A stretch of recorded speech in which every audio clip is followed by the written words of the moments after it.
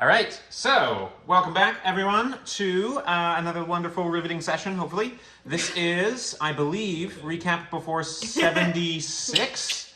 Either 75 or 76. I'd have to double check my my notes. I think it's 76, because I did type up parts of last session. Yeah, that's what I had as well. And let me just pop that into that, get the music going.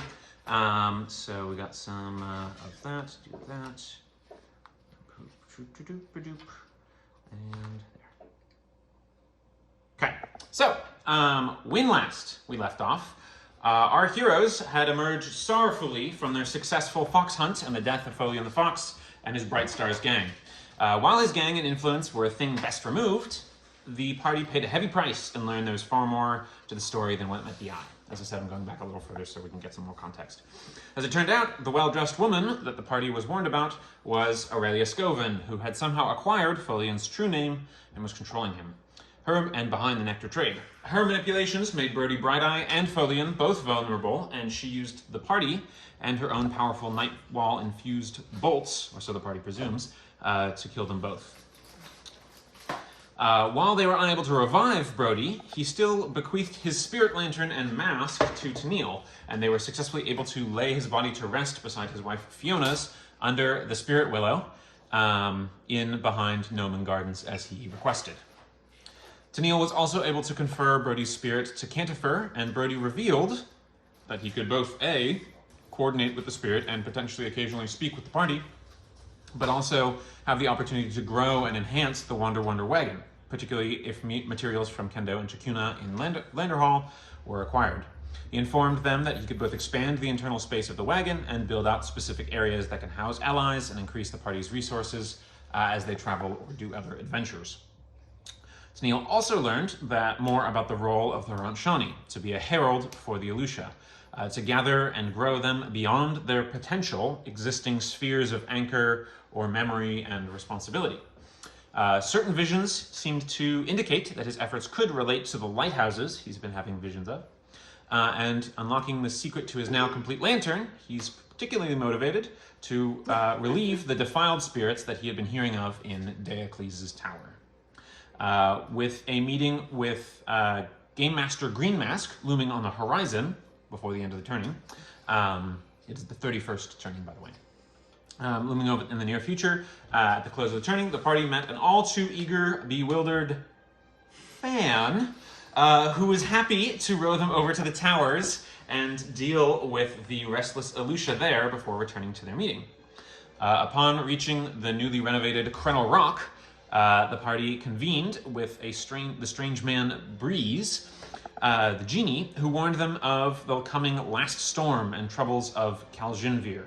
This was the individual who did the trick with the ring that you gave?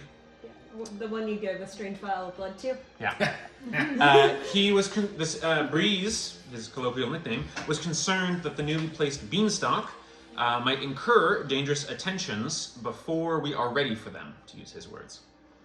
Leaving this aside as a future party problem, the group decided to start down Déocles' tower to uncover the situation of the tortured spirits that Tennille has been feeling. Thanks to Anetka and her scouting Mr. Mitten's octopus, the party discovered a few secrets up on the top layer of the sort of lighthouse structure that Déocles' tower had atop it. They learned some of the tools that Déocles apparently was using back during the Second Sancturian War to try and influence emotion and avert conflict. They also discovered a strange, almost neon gold or white strand of congealed light or energy that no one seemed to know what it was. That you guys found a pair of sapio steel tuning forks and a trap that caused Tennille to be the target of everyone's hatred for a minute. But also, last but not least, thanks to Slate's mental shielding, really not last or not least, the Codex Memorius, which Slate was able to find that no one else was because of his mental shielding. Witnessing many of the sorrowful memory echoes of abandoned spirits and experiences that Déocles had, including his side of the fallout with his brother Jaecerion about taking sides in the war, the group traversed each level of the tower, noting some books and a few other things from the tower to grab back on their way out. I have a whole list of the ones that you guys picked, but we can can have them for next time. Some of them were things like books about Kaljinvir, books about the great Dragorian Wingspan Empire, Edge Eater, Founding on the Cloud Carvers, etc. Renastus also then flooded the library area by prying free one of the barrier barnacles to study it, and sort of brought the barrier down. So might have some more waterlogged books than we were hoping, but we did acquire a barnacle barrier, a barrier barnacle. So, having reached the bottom level of Déocles' tower, the now sunken hall of prayer, the group noted the malicious chains of dark energy ensnaring and boring through the eyes of several statues, and many of the Elushani masks hung upon the wall this wall behind you guys. The masks then burbled and ripped themselves free, gathering into a whirling mass of chains and cracked masks, while the statue of Duro, the pain bearer, also turned its baleful attention toward the party. So, we are going to get initiative rolls from everybody. Yes, go ahead. So this genie feller, I remember giving him blood just for funsies, and then he turned it into a ring. Did anything ever like come of that? I don't remember if it did anything or if I just have a ring made out of blood. We never identified it, but yes, good memory, Cat. It is a bit of a compass. It points to the southwest direction at the moment, and the blood bead kind of moves as you're in the glass. It's like owls moving cats.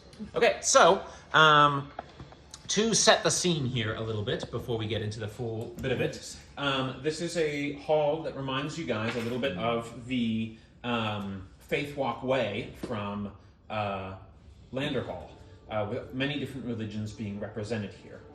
To your guys' immediate left is a sourceless large fire, presumably representing one of the four flames, and then the stone tree with its lanterns and light, representing the two different sort of faith practices relating to some of the Elusha, or the opposites there. We also have the great bell of Quayaxa, which is their voice of their god, or its voice is God, depending on your interpretations. We have this stone represents the Skefmirn deities, the deities of Skefmir, the Nordic sort of people in the far southwest, beyond the barrier mountains. We have the Umaran 8, so the 8 deities of Umara. We have the pillars and heaven's reach of Evermont. We have what you guys recognize as this represents the 13 seats, which was sort of the main religion in Sanctus, or at least portions of it at a time. And then the many faces of Verda is what the pillar there represents. So, to get some enemies on the field, this gray statue turned. No, go away.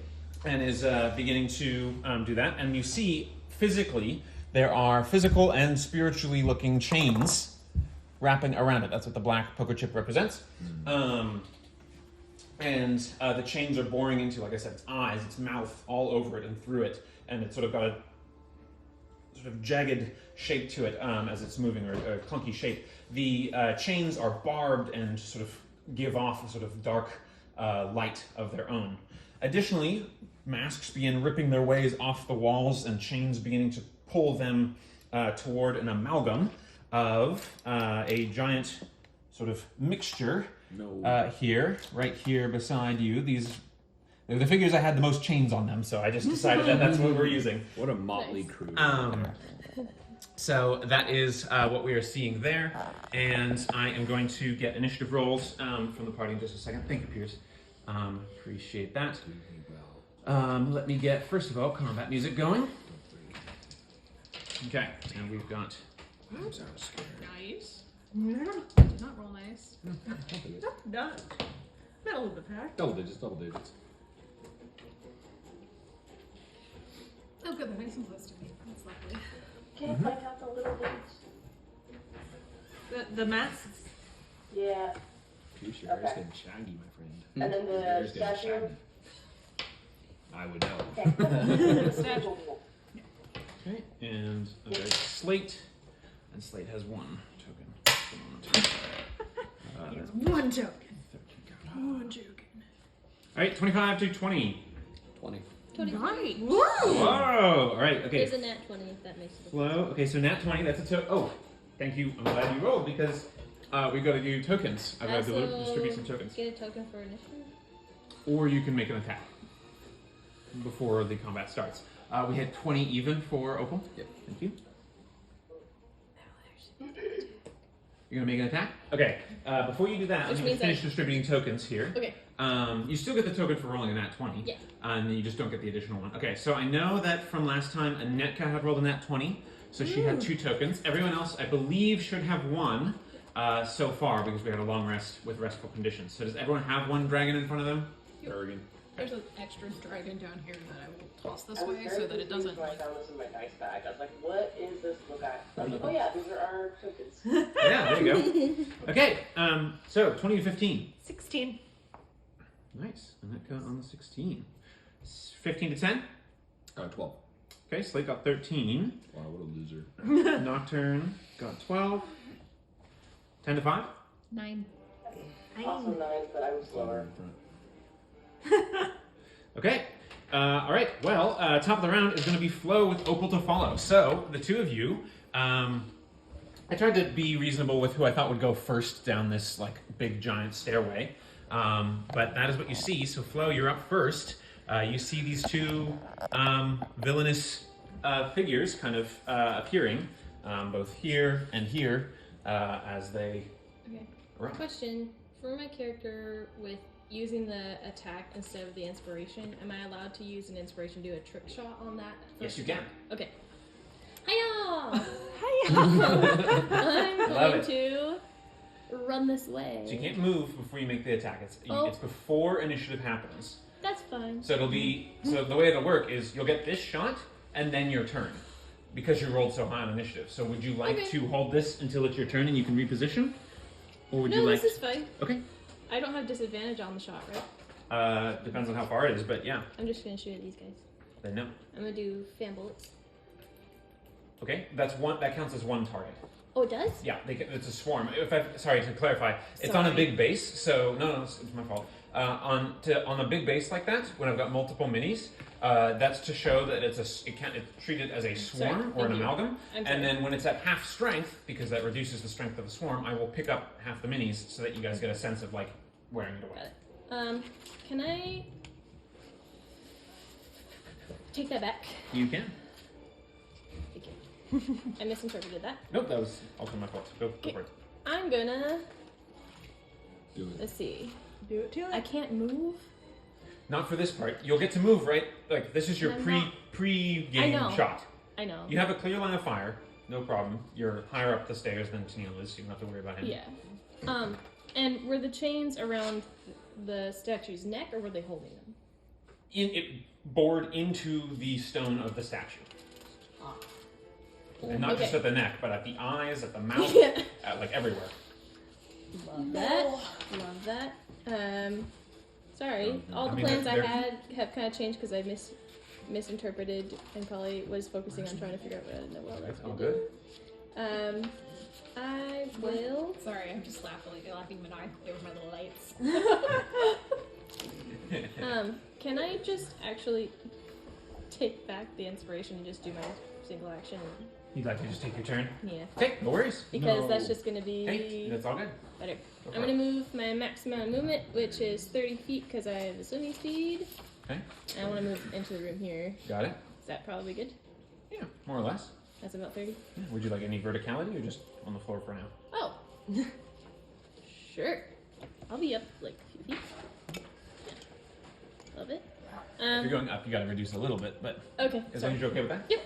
And I'm going to do my fan bullets, so you actually can't take this Okay. while I'm running in. Got it. Okay. Now I'll attack. So you see Flo becoming almost live and more alive in the water as she's swimming into position, and she pulls her pistol out and fires. That's a nat one. Oh no! Unfortunate. I'll take an inspiration because I. Oh, you did get. Okay, well, silver linings. Yeah. So Sorry for the treesies. nat one means it's a misfire Right. on your gun. Right. So you are blinded until the end of your turn. Love Because that. Love the, that. The light backfires as the gun. Yeah, I can't really use an I inspiration assume now. she's further than 30 feet from me. I'll say it's close. She's right next to you, so Uh, she moved about 30 feet. Okay, I'm not sure how this is going to work underwater, but you see Anetka's spear and kind of the blue kind of go into her eyes as she attempts to yell at you and go, again! You can re-roll the attack. Yeah, so you quickly, as this energy like washes over you, you actually see, you like detach and see a version of yourself, and you see Anetka has like a line of silvery thread to you, and and it's sort of haloed in that blue sapio steel light. You actually like reshift your position and see yourself like back up in time for a second, just like a fraction of a second, and you get to make the shot again. So give it a whirl. Thank you so much. Do you get the dragon back in that case? What? What was the name? How did you do that? Go ahead. The spear gives me a psionic feat, so that was part of that. Cool. 26. Yep, 26 hits. 26 hits. Alright. Okay, first attack. D8. 10. Oh, it is a D10. I was right. It should be 2d10. Your pistol does 2d10 damage. What? Why do I still have one? I think we've made some adjustments on And we just didn't update stuff, and it. you might not have updated it. Nope. So that's my bad. It should be, so all firearms do 2 damage dice worth of damage. It's not, it actually might be, okay, hold please. I'm sorry, guys. Nope, that's also my bad for not giving you the preparation you needed. I thought we had adjusted. Can I see this for a second? Yeah. No, it's not your fault at all. It's my fault for not giving you things that you needed. I wasn't sure if I picked the right purple for the cloak, and then you show up wearing pretty much the exact same purple. Oh, well, this is blue. But they're similar. They're very They're similar. very similar, yes. Let's see. I thought we had, this card is no longer accurate, which is the problem. I thought I gave you a more accurate card, but I it's hadn't not. updated this, but it turns out my toad just got like a pretty solid buff with going up a level. It's Our a 2d8. proficiency bonus just went up. It was so either 2d6 pretty much or everything 2d8. is proficiency bonus. I think it's times 2d6. this, and Okay. Proficiency, like the That's proficiency more bonus. Equivalent That's to that. fine. So it'll be 2d6 and then Increase was 2d4 to the next guy. 2d6, plus 3 2d4 to plus but I 4 get 3 big shots. difference. with fan bullets. Yes. Mhm. Oh, yes. D6, Our D4, spell and save then what? DCs are now like in the, It'd be 16, d6, 17 range. 2d6, 2d4, 1d4. Okay, got it. Which is But we'll There. double check that Oh, more okay. in another time. And I still add my bonus on the first one? Is that correct? I believe so. What does your ability say? I believe in you. So sorry, guys. I think we should have taken a minute to Yeah. rotate this. If I know me, the attack succeed the number. Ignores loading for this attack. Each attack does less. Yep, it's just the dice that go down. So yeah, you add your bonus attack each time. Each time. Megan, Okay. give me the little 11 figure. points. 11 points of damage. Yep. Okay, Two. and this was to This the way. amalgam. Okay, yeah, so the bullet Nope. rips in. And you Yes. see, it's just like an amalgam of Thank you. masks and chains, and you see it, the bullet propelled by the light, sort of piercing through and dealing damage. So yeah, nice. Okay. Next one, roll to see if it hits. 27? Yeah. My hit. That one doesn't hit. No. Yeah, we gotta go over your abilities again, I Yeah. guess. But that's my bad for not keeping you prepared. 9. 9, very nice. 20 points of damage right off the gate. Nice. Next shot. 25. You're rolling on fire today. It's plus 10. Yeah. That'll do That'll it. do it. Even I then, that think 16, you don't add your 15, proficiency 17. bonus Oh, on the bullet shots, minus but you're still 4. hitting. Minus 4 is still, when you fan bullets, you don't get proficiency because you're less precise. I think is what we ended up solving on, but clearly I didn't take hand you off that, 4. so it's okay. All of yours have hit, even with minus 4. What's that? Clearly I'm not. as 22 organized. and 23. Yeah, like, oh no, you only got a 21 to hit. I think we'll still do it. 2, if you add the 4, it's 6. Whatever you're You still add, yeah, so it's just for your bonus to hit should decrease. Wait Your a damage should be the same each time, as far as like your damage bonus. So you do add your damage Well, it was bonus, like so that was 6. 16, 15 I think. Maybe. above. You were It was way above above. 20 every Yeah, time. you were above 20 every time. Okay. Sorry. Nope. Sorry, Sweetie, guys. this is Yeah, my I'm like- fault for not having it perfectly prepared. What was the last damage number? 6? If So it we said? does, it does double 6. damage. So yeah, Double damage. fires all 3 bullets, so now it needs to be reloaded Really because short. its Yeah. chambers are empty. But triple shot of damage straight into it. And yeah, it seems like it's got a lot. It's this huge swirling mass of different chains and masks and nonsense. So it's still there. But anything else you want to do on your turn? I don't really want to get close to it yet, so Okay. I might just hang up. Okay. Opal, you are up. Um, Next player to act will be Aneka. Remind me how melee works with the kind of like the swarms. Is there any like oddities to it? Like, Nope. And sometimes they have resistances and stuff like that, like Right, any okay. other creature, but there's no other oddities and things like that. Thank you for asking, clarifying. okay. And to if this changes slightly, they're gonna be slightly off the ground. Okay.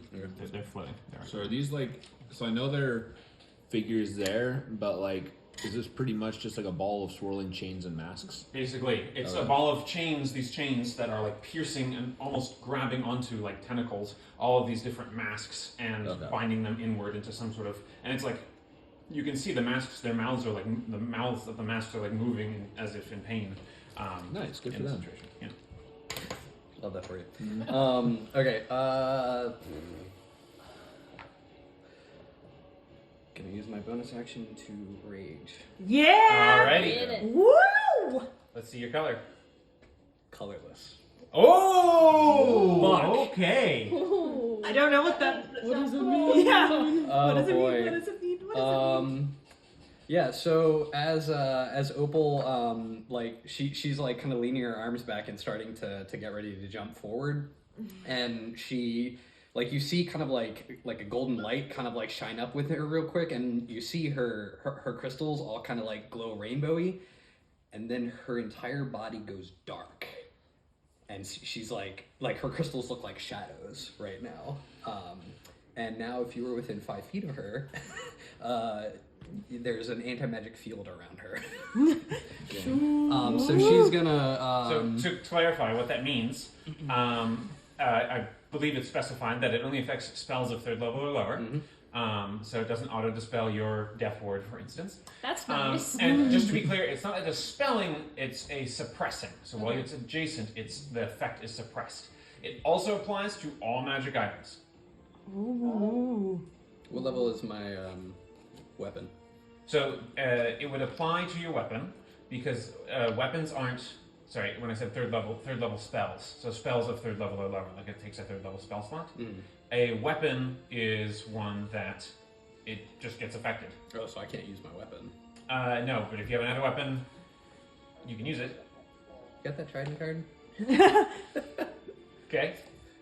Can I use the weapon as You're a proficient. weapon without having to attune to it? Yeah. Okay. I just can't use any of the abilities on it.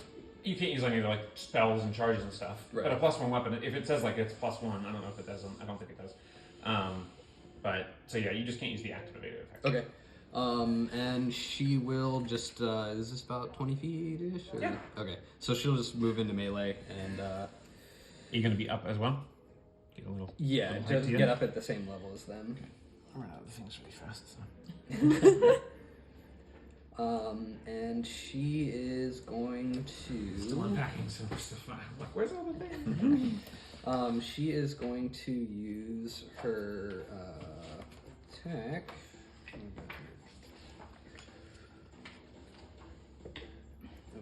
Are those potion bottles in that box? Do you like those?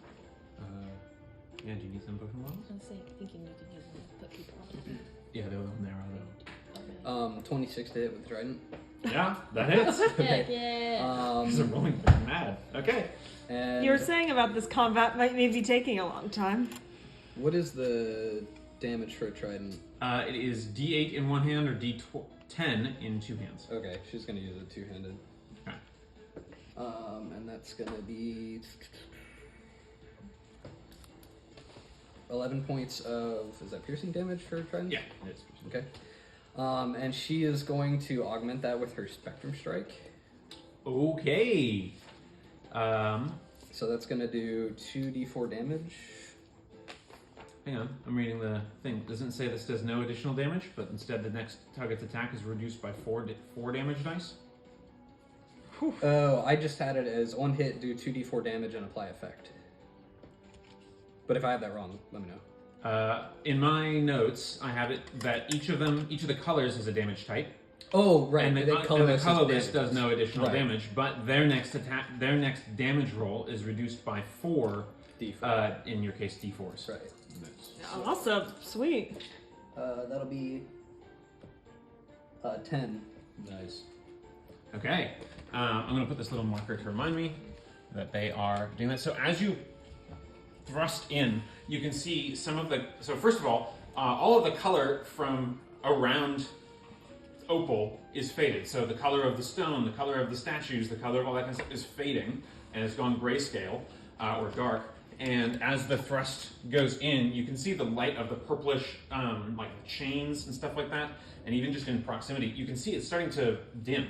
And as the thrust goes in, some of that, like a shard of that colorless energy gets implanted into the amalgam of masks and chains and stuff, clearly lessening their next blow. I will say, for the purposes of anti-magic, this is like it's not an animated creature in the way like an animated sword gets totally wrecked by anti-magic fields and stuff like that. What I will say, though, is that it may affect their ability to do some of the magical effects that they have. Okay. Anything else? That was your first attack. Go for the second attack. All right, go for it. 26 to hit. Jesus, guys. All right. Leave All right, go for it. some for the rest of us, okay? Right? And 17 points of piercing damage. Oh my god. All right. Amazing. Okay. Great rolls. And that'll be her turn. No, do it. It's cool. Okay, I get to go back in just a second. Sorry, That's not fine. sorry. Yeah, no, that's fine. I will say, even after all that, still not at half. So this thing's taking a beating. Okay. Okay. Next is the bound icon. That's the statue. So it gets to go and take its turns. What has it got to do first? I'm sure that wasn't meant to just be a singular turn there. Well, actions. Only actions. What does it do for its actions?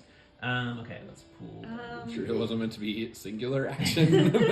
It runs away from us, because, like, obviously these two.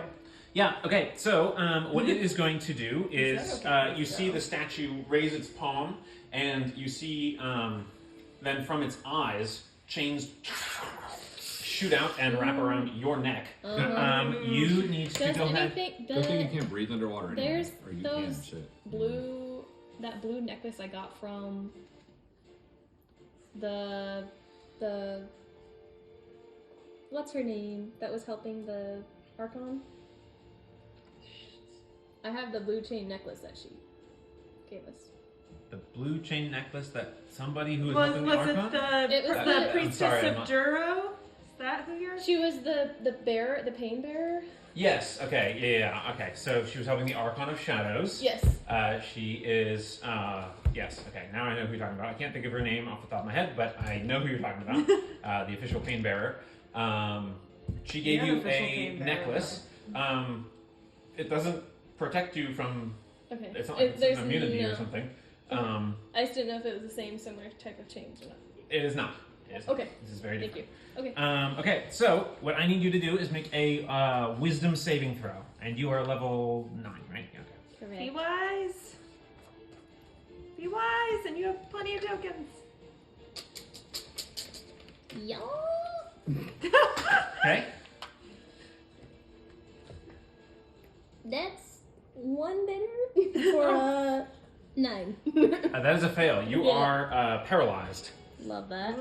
As the chains, and you actually see them starting, for those of you from afar, so it's like icy burning energy seeping into you, and then you can see it's actually going and penetrating into the skin and penetrating into the flesh. Dude, our characters would be so numbed to pain by this point. So you are paralyzed. Okay, so you are paralyzed. That's that. In addition, it's going to make its 2 attacks, which are its grief bolt attacks. See it. That sounds really pleasant. That is I'm going pretty sure that's just called college. Okay, and it's going to fire them off at. You owe them money afterwards too. You gotta pay for your You're grief dead. bolts.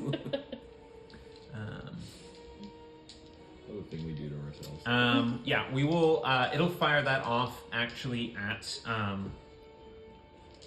Opal. Oh. 28 to hit. That hits. I guess there's a And now pattern. it's his turn. Yeah, my turn. Okay. Oh, not that high. 42 damage. 14 psychic damage. And the field doesn't do anything. Doesn't just eat it as soon as it hits the field. Yeah. That'd be super. Whoa. Solid. I felt about Yeah, that. this depends on how I'm gonna rule this in general. It would but be it's- really strong Yeah. to be just immune to spells. It's only Much as I 5 hate to feet. say it. So technically, this is a ranged spell attack, and it wouldn't know. So yeah, I will say it. You just eat the bolt. Nothing. So it stops within 5 feet of you, and you see. So it's shooting out like a. You see it as like a screaming, like eyes crossed out, mask face being like thrust at you, and it's just like an icy, cold purple energy, cold blue purple energy, and it's shooting straight at you, and it just like stops cold. Like it's colorless and just nothing as it gets within 5 feet of you. So it's obviously not going to make that mistake again. So it'll make an attack with advantage because you're paralyzed now on you. That's going to be almost a 20, not quite though, but it is going to hit you for a 31. Oh my gosh! That's over double my armor. That's what it does. Gonna hit you for 31 or with a 31? With the With a 31. 31. With Okay. that like, Oh but it my rolls a God. 31 and just. That's going to be 18 points of psychic Okay. damage. Okay. Okay, at the end, this actually should have been at the start of his turn, but at the end, we'll say, so you see it raising its arms up, and you see chains striking into 3 of the masks and pulling them off the walls to create Oh. Oh, little baby masks. little individuals. Oh, those are cool. Those are cool. Who will then go ahead and take their congealed turn. And Shield's turn. Yeah. they are going What to a term. float over to, and they're incorporeal, so they basically ignore the water because it's not they're not slowed by the physicality of it. So they're right on top of you, and they are going to do a memory drain attack, coordinated. Get us. Oh, that might not hit you actually. Let's see. That is, can I math? I can. That is a 13 to hit. 13. Sorry, math, which, yeah, that is, even with mage armor, that is my armor class, and I already used my reaction! Okay, so as a result, you take 6 points of psychic damage. 12 points of psychic damage. I'm vulnerable to psychic And you damage. forgot your parents. Okay, that's it for their turn. Now it's the Chain Amalgam's turn, and then Anetka, you're up as the next player. So other bad guy gets to go. Okay, it is going to also. Oh, yeah, that happens. Oh, and you're on countdown. I don't love that. It's like minute 20. Yeah, it is also going to do a chain binding effect. It's going to do that on Opal. You're one of the early aggressors. Actually, you know what? Yeah, I will have it do it on Tennille because it sees you with the lantern and all that kind of stuff. So you're going to have a wisdom saving throw. As a result of the proximity, I will give you advantage because the energy is being. This is an 8th level spell, so it is being filtered through you and your resistance. So I would say, as a result of that, you have advantage. 8th level spell. You should be fine. Wisdom. Oh yeah. Did you say an 8th level He spell? did just say 8th Yeah, level spell. reasonably high. That is a 23. 23. Okay, that is a pass. So you see the chains shooting through, and you can see as they pass near and around Opal, you can see them like almost the chains emaciating, thinning out. And then by the time you get to it, you can see a rampart of energy comes forward from your lantern, and the chains sort of begin to start like seeping toward it, and then eventually get sort of dismantled and broken. All right, but that's not going to stop it from attacking the thing that's right in its face. So it's going to do a drain trains attack on you. Chain. That is going to be a 17 to hit you. That hits. Not really that high. Okay. So this is going to be reduced by 10, the total, yeah? Yep. Okay, that's necrotic and then cold. Where's my blue dice? Oh, there it is. Where's my blue dice? Okay, so that's going to be 13 points of necrotic damage and 7 points cold damage, so for a total of 20. So Necrotic is halved for me, so 14. and then minus 10. Oh, and last time. because of the ability. So 4. So I'll remove this. However, you are also restrained as the chains wrap around you. No. So these chains, not quite as potent, obviously, as the ones that are being like bolted and blasted out. And by the way, there's no chain between these two targets now. Or there is a chain that's between these two targets. So like, there's a chain of energy that is consistently wrapped around Flail here. Got it. Okay, that's it for the bad guys' turns. And it's gonna probably. No, it will move. They will move here. Can I take an opportunity strike? You can. So it's going to be instant 2d4. Woo. 9 points of damage. Nice. Nice. Jeez. Okay, that includes your raid bonus, right? Yep. Yeah, but you can see you're still restrained, and they've got like a binding chain that bound around you. Okay. Okay, that's it for their turns. So, Anetka, you're up with Slate as the next player, and then Nocturne follows. Okay, Anetka is gonna kind of take out some sacrificial yarn and start finger knitting chains, and I want to look at Duro and see, is this like kind of a construct, but like, is this something you could banish? Bonus action study. Okay, go ahead and make an Arcana check for us, or Religion. Arcana. Okay, Nice. so I figure. Ooh, I'm gonna re-roll that. Okay. Brandon, with me. Nope. Brandon, fucking hell. You have abandoned us. 13. 13. Okay, so this is so it's something the statue is with a 13, man. Okay, so what I would say is this banishable? Potentially, but it seems like the really more harmful thing here is the chains boring into the statue here. So, and that's not something that you would be able to easily banish because it's a magical construct. Mm-hmm. Sorry, not like a creature. It's a magical effect. Is it a construct though? The statue might be.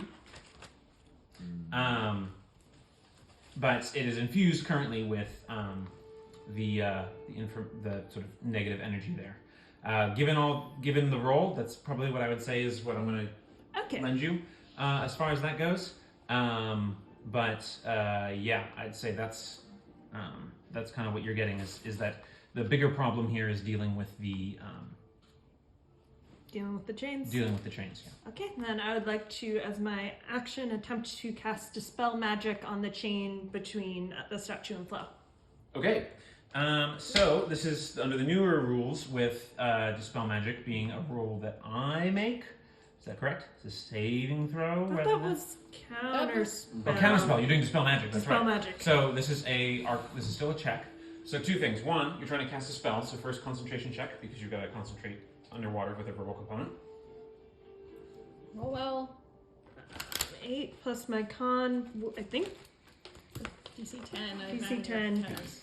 Yeah, 10. Okay, so that's a pass. So you can cast it, no problem. You're attempting to dispel magic. So here it is a intelligence roll. So D20 plus your spellcasting ability modifier. In this case, intelligence.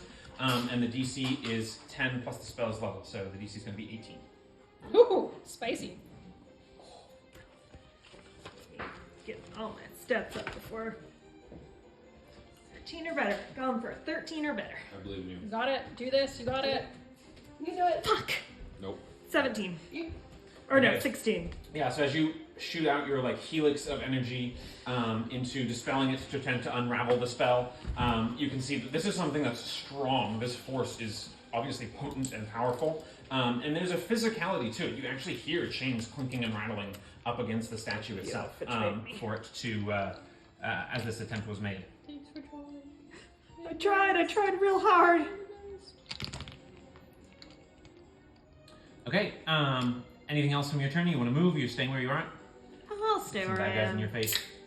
Yeah, I'm not. Okay, that's going to put Slate up, and then next is going to be Nocturne. After that, Tis I. look at the thing. Yeah, I think we've got you for 2d6. I just sent you the rules thing on Discord, so just in case you need to, if it's helpful, you could look it up while you have a minute. Okay, so Slate's up, then it's going to be you after that. What is Slate going to do in this whole situation? He's not loving any of this. He's not super close to anything either. Doesn't have a lot of tokens. It's a bad day for Slate. Nothing's in his range. He doesn't have a lot of tokens. Poor Slate. It's tough being handsome Squidward. It's tough being handsome Squidward. Okay, so what is he going to do? He is going I showed to... some of my coworkers that art, and they weren't nearly as horrified as they should have been. Well, I mean, he is very handsome. He True. should have remembered to do that. Oh, this guy's right behind him. Thanks. Of course. Of And course. Neka just kind of with their arms up, looks at Slate, just like totally like playing for an enemy, and just, Yeah. as she has a nosebleed from the psychic damage, it's just kind of going up. All right. Yeah. So he's gonna go full greatsword on him. Always His go attack- full greatsword. His attack roll. That's going to be a 19, which is a success, so that earns him a token. And then he gets to do damage, and this is magical, courtesy of, I think, Radiant Weapon Enchantment from Renostus, which I believe was the last that was cast on that. So that's going to be 6. So it's going to be 10 points of damage, which is enough to slice out 2 of the masks, as he cuts through one, and the overwhelming momentum of his giant force crushes through another one. Then he will go ahead and he'll reposition slightly to get into reach, swimming over, and he's going to make the other attack. Ooh, natural 2, 11, which is just shy of what he needed to actually land a strike. Unfortunate. So that is going to be it for his turn. Thank you. Nice. But that puts us in Nocturne with Sunil on deck. Tis I. It's you. Kill them all. Look at you. How far away would you say this lad is? Lady. Close to 60 feet. Close to 60. Yeah, it's about 55, 60 feet. Okay. And movement speed in water is halved? Yep. Unless it's a swim speed, yeah. Would you say, with the Misty Step and 20 feet initial, I could reach it? For sure. Because Misty Step does 60, right? Or is it 30? 30. So it'd be 50 total feet. 50 total? You could do the athletics check and try to get close. What's the disadvantage? What's the downside of doing the athletics check? If you roll poorly, you might take some penalty of some kind. Okay, yeah, that's not. Like, okay, so, first I'm going to see if I can Misty Step before I try that at all. Okay. So, I'll do my... Concentration check. Because it's got a verbal component. Do I do a concentration check and then a strain check? Or a strain check and Concentration, then strain, so that you don't take unnecessary penalty. Okay, so Misty Step only has a verbal component. Doesn't have somatic. So DC 10 Constitution Yeah. saving Yeah, throw. nah. DC 10 Constitution saving throw for this part, just to see if you're able to talk it out. Do you want to use a dragon? Nah. Nah. Nah. Okay, so unfortunately, you're not quite able to. Oh, I should mention, as far as ruling of that goes for spell slot expenditure, it doesn't matter here because you can use spell slots for Warlock anymore, but you don't spend your spell slot if you fail your concentration because you've never even got the energy That's why. together. That's I thought why it would be really bother. penalizing if that was the case. So what do you want to do instead? Oh man. I guess I'm going to cast Cure Ailments. Or I guess I can't. You got a touch for that. Get a touch. Okay. You got a mass. Can I step down one step and do Cure Ailments on Emo Boy? Sure. Oh, thank you. Okay. Same deal, Yeah. Just bear in mind, normally you can't do 2 spells in a turn. but it didn't go off. Okay, sure, I'll allow it. The concentration thing is probably penalizing enough. I'll allow that. So first concentration. Okay. saving throw. Concentration. Yep. Okay, now your check as a Yeah. what is that called? Strain. Endeavor check. Endeavor check. Yep. Okay. That's what I meant to say. And this is first level you're doing it at? Yeah. So DC 11. This one I'll use a Dargan for. Okay. Thank you. Yeah. I get it. Exhaustion if I fail. So. That's fair. No, yeah, this It was all about you. It's all about Tennille. Tennille No, is... this guy's been rolling kind of mid. It's fun to roll. You can do it. Okay, there we go. That's gonna be so it's just straight. You add in your case your charisma. Okay, 15. So 15 easy goes off. So it goes off. So D8 for the healing or a cleansing of an effect. Yep, and I will. And I get a Dargan because it's one of my. Patron spells. Yep. Also, the reason I was willing to spend a Dargan. Do I get one for my first rage of the You day? do get one for the first rage. Thank you for reminding. 6 back. Oh, nice. Does that include your charisma modifier? No, 9 back. Yeah, you're rolling out your charisma modifier for that. I'm hard at spelling. I'm hard. All right. Almost at full health. Anything else? You good with your movement there? Are you gonna move any further? Command the toad.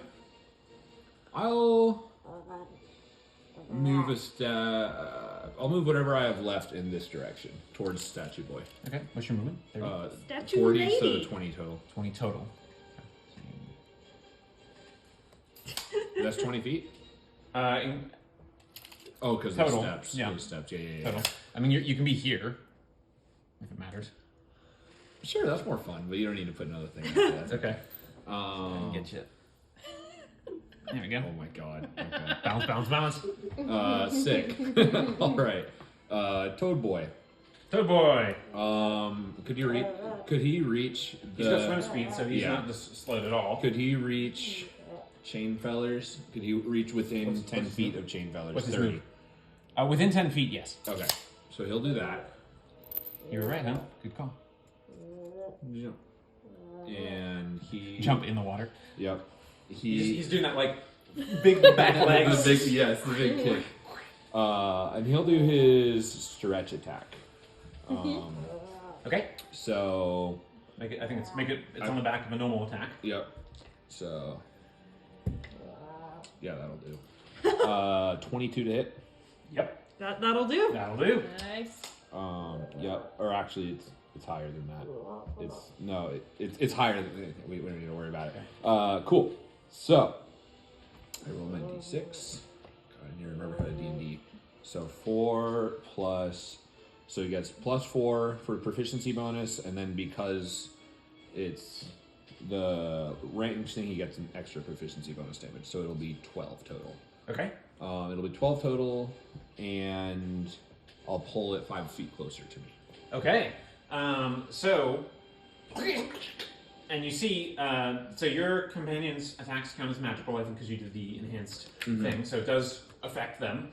And you see it just sort of, it's almost like going into like a conveyor belt with the tongue. It's just like, and kind of, but it pulls around and begins pulling. It's my creature now kicking in reverse.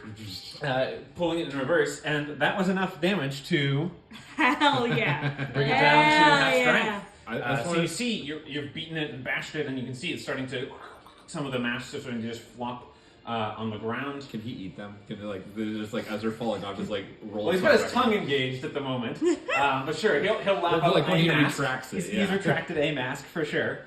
Tennille's horrified. Yeah, I'm sure that's not going to cause any disruption or disharmony. Was the restraint thing like concentration or anything like that? Or No, it's not. Okay. Okay, that's it for that turn. So that's going to be Nocturne. Tennille, you're up with Rhinoceros on deck. Cool. Come on. And Flow to Fall. Ron, Shawnee, Did you go. get the anything? It doesn't have anything on the damage. Okay, but that'll instruct about the fan bullets and their features and stuff like that. Fan bullets doesn't have the damage. I know, but any changes to the rules, anything, that's the most updated version of your rules for Gunslinger. Yeah, what I'm saying is It's 2d6. It's 2d6. Is it? Okay. So I don't know if this is something I could look at with my bonus action search, but I guess like he doesn't know what's going on with Dragon Girl right now, but kind of like seeing that something weird magic is happening with the chains as she gets close, and then noticed at this point recognizes that Nitka probably recognizes her casting spell magic, but like I guess Tennille is kind of like, is there a visible source that he can see for this curse that he's like, or what he's seen happening? But I guess that So that'd be I'm gonna make this more of a religion check than a perception check. Okay. All right.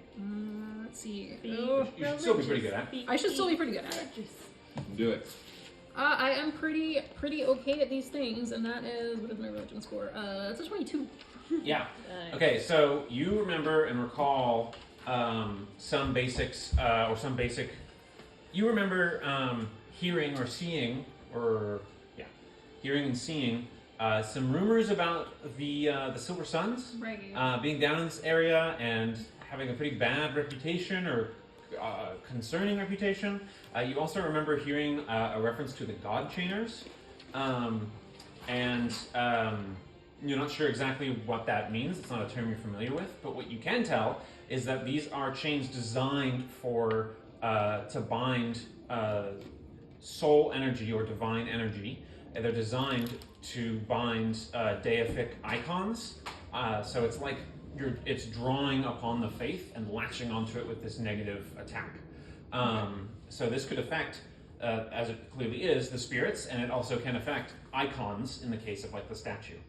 Okay. What you're seeing about the origination of this is that there is as you're looking around and seeing more of that, you see that the biggest sort of beginning state of this is that there is a set of chains on the statue, on the statue of Duro, the pain bearer.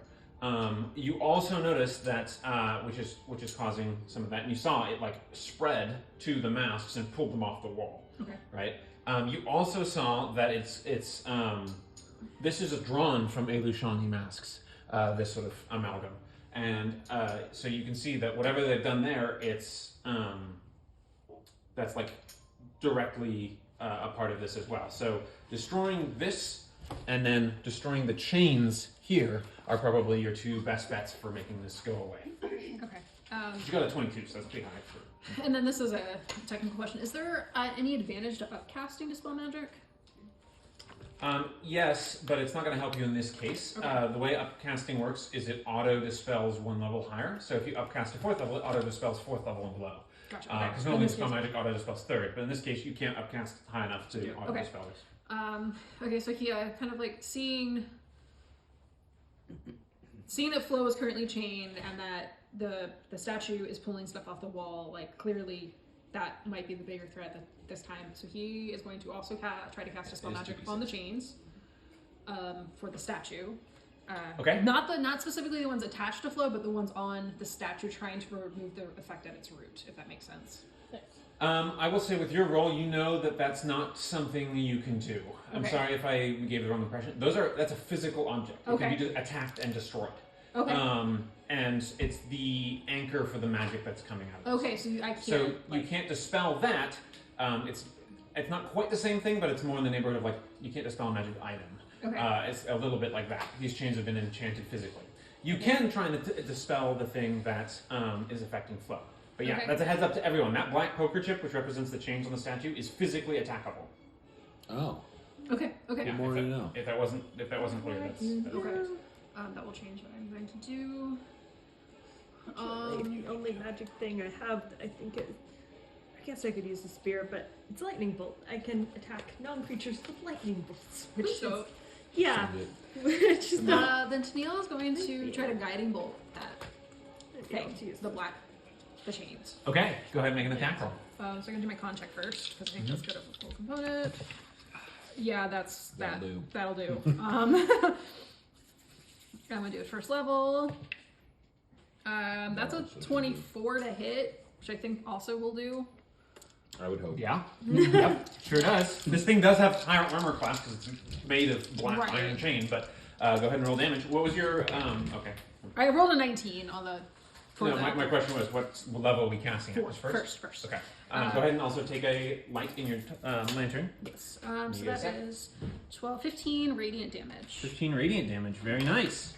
And then I'm gonna I'm gonna put this down here on the base to represent that it's on the chains that are glowing.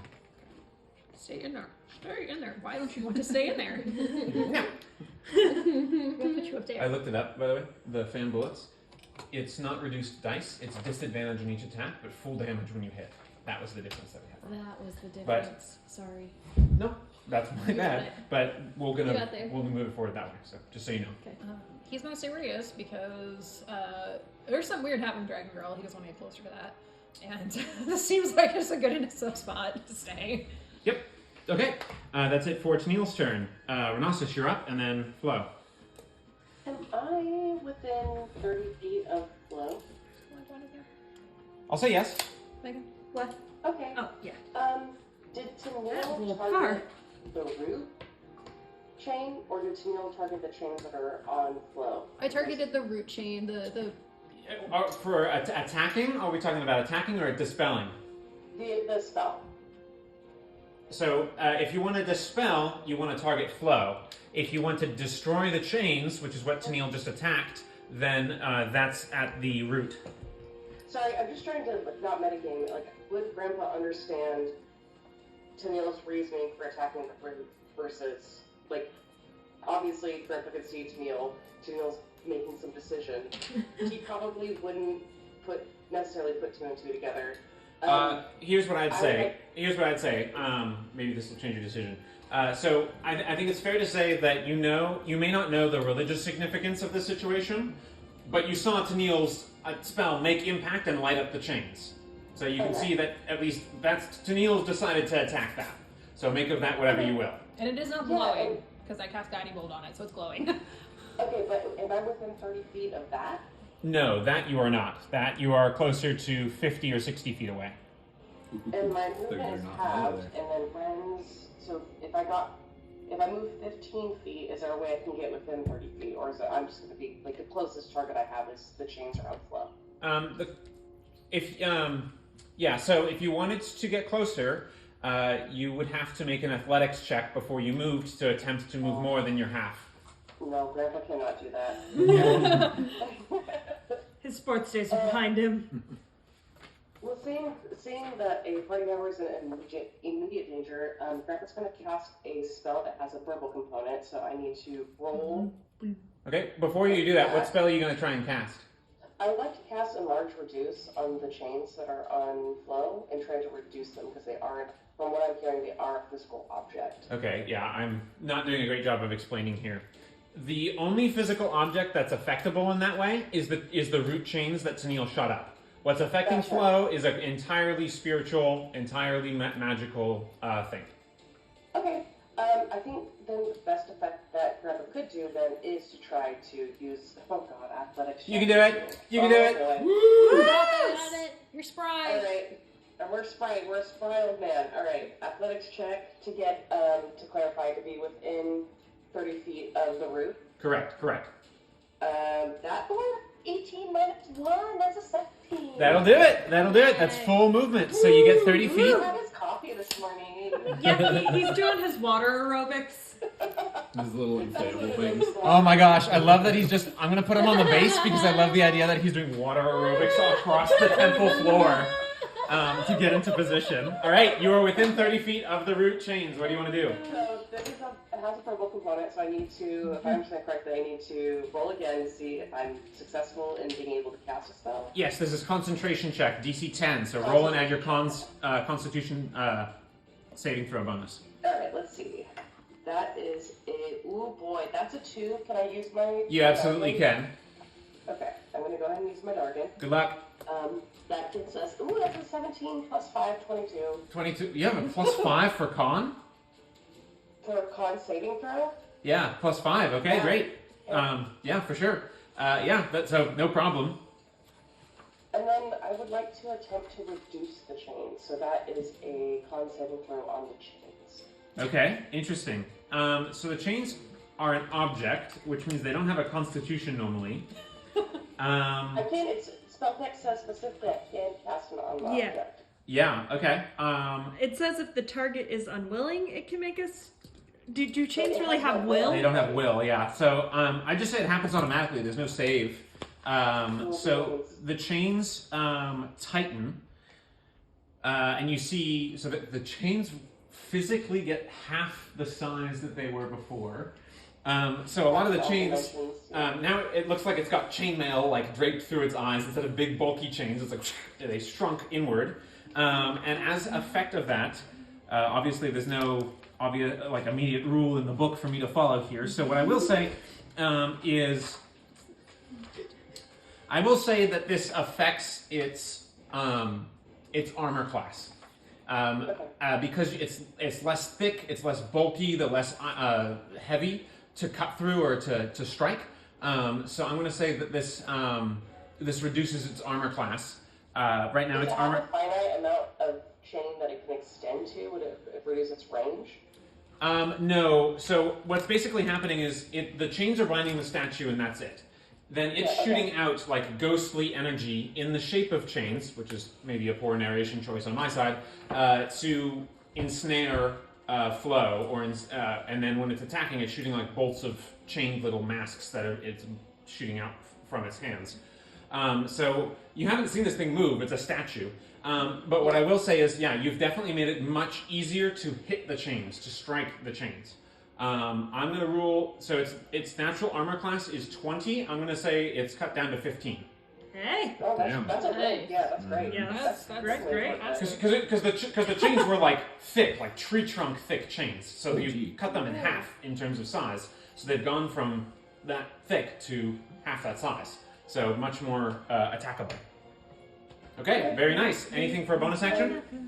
Yeah, bonus action.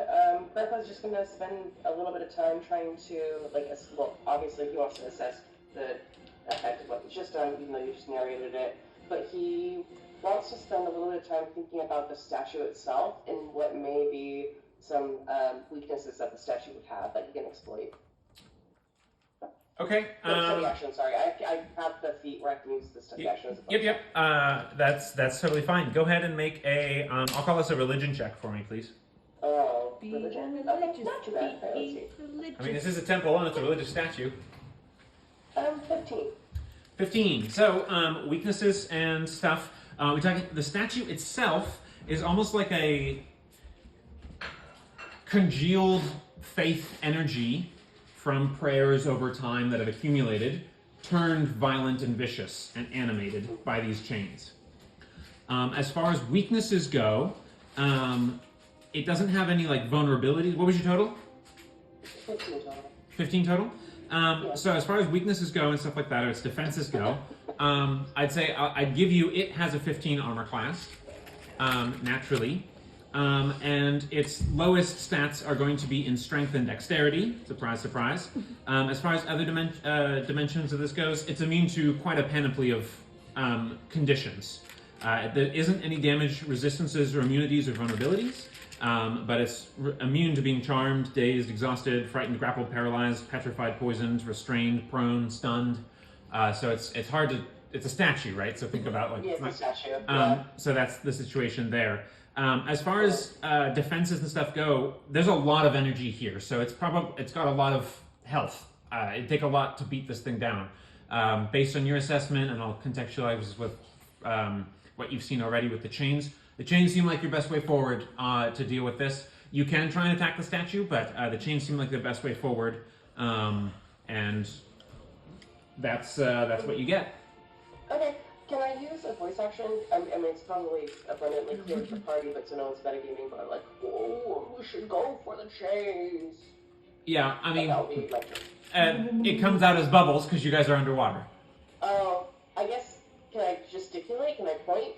Sure. And like try to Sure. like make a gesture of a chain? I'll allow it, that's fine. Okay, that's it for your turn. All right, Flo. You are you're paralyzed, so go ahead and repeat the saving throw. Wisdom save, please. You can do it. Be wise. Net 20. Whoa! 22. That is a clutch time to get that. All right, so this goes away, and so that was at the end of your turn. So it does still skip your turn because you only get to test at the end of your turn. I can't action surge. It's okay. It's okay if it just takes my whole turn. Normally Okay. action surge is still something you do technically like on your turn. Yeah. After And if you've it just taken an action. eliminates my turn, then It's- that's fine. You don't even get the opportunity to save until it's the end of your turn. That's the That is- situation. But clutch save, and you got a Dargan for your trouble. So. Hooray for Dargan. Okay, that's it for Flo's turn. That's going to be Opal then, up next. So you are restrained, Opal, by chains that have latched into your being. You can attempt to break free. It would be in either athletics or acrobatics check as your action. in order to attempt that. Okay. If you would prefer to do something else, obviously you can do that. No, I'm gonna do that Okay. as an athletics check. And I believe you have advantage when you are raging on athletics checks. Right. Yeah. Sure do. 2 sevens, plus 9, 16. 16 still is enough to do it. So yeah, you seize the chains, which did solidify around you as it like lashed onto you. They turned from ghostly to like solid as it lashed onto you, and you just and break them apart as your action. So you're no longer restrained. Anything else that you'd like to do? When I use my bonus action to extend rage, does that use a charge, or is it just I'm using the bonus action to keep rage going? Good question. It's just a bonus action to keep it going. Okay, so then my bonus action is just like after like pulling the chains off, she just like flexes a bit, and then what is that? Oh, raging. And then I think I'm just gonna move into the space of this guy here. Is that like 20 feet ish or? Sure. Okay, so I'll just move into place so that I'm next to him. You can slide rid it over a little bit. So I'm in range of them again, but Got it. obviously can't do anything right now. So Got it. Okay. That'll be my turn. Now it's the villain's turns. So the bound icon is going to generate more masks. Another 3. So from this side.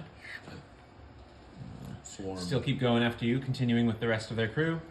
You 1, will 2, forget everything. and 3. Okay.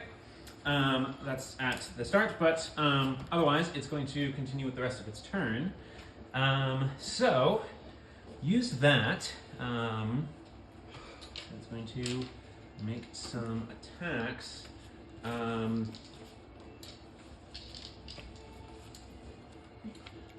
So it is going to, you see it sort of shift position and phase, and it teleports Come on, man. Yo. over here. You're so far away. And then it's going to make 2 more grief bolt attacks, and which you can do at a 60-foot distance. So it will do that. It doesn't like that you shrunk the chains, Renalstis, so it's going to do that at you. Yeah, figures. I mean, that's going to hit you 29 and 26. So that's 2 shots. So this is going to be 2 separate concentration checks, because I believe enlarge reduces concentration. Yes. Yes. Yeah. Okay. So the first one is Well, hang on. It'll depend on the damage. Oh, The DC is dependent on the damage. gotcha.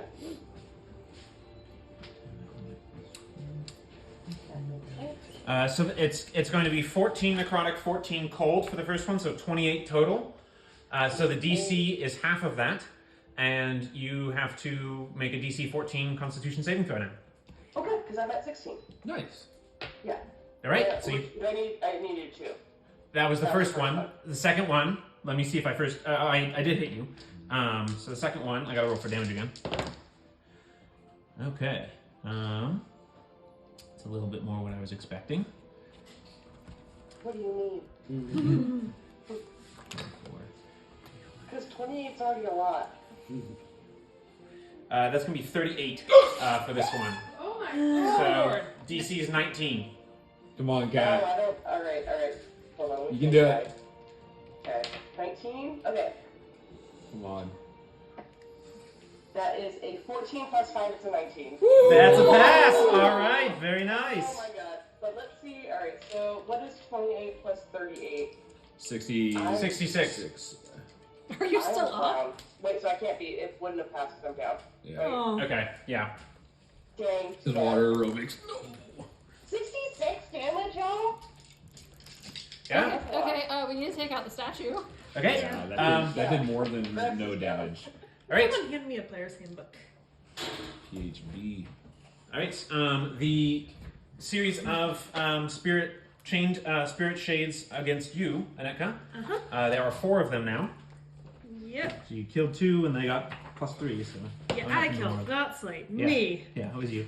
So that's going to be 20 total to hit. Yeah. Okay, and that's going to be 8 psychic damage. So Okay, 16 psychic damage for you. psychic damage. Yeah, those things are beating you up with the invulnerability. Okay, then the chain amalgam, which is going to. Don't you do it, Nicholas. It'll attempt to drain train the recently freed character. Oh.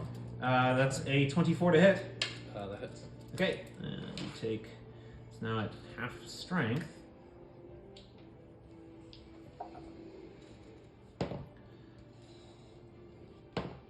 11 cold, 8 necrotic. So 19 total. 15 total. Okay. Yeah. And again, you are.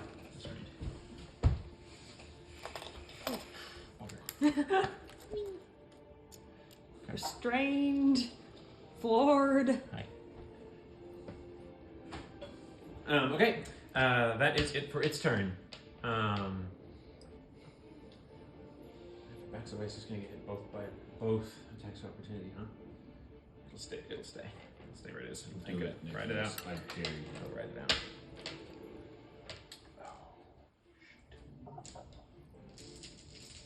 Oh god, that's a lot of dice.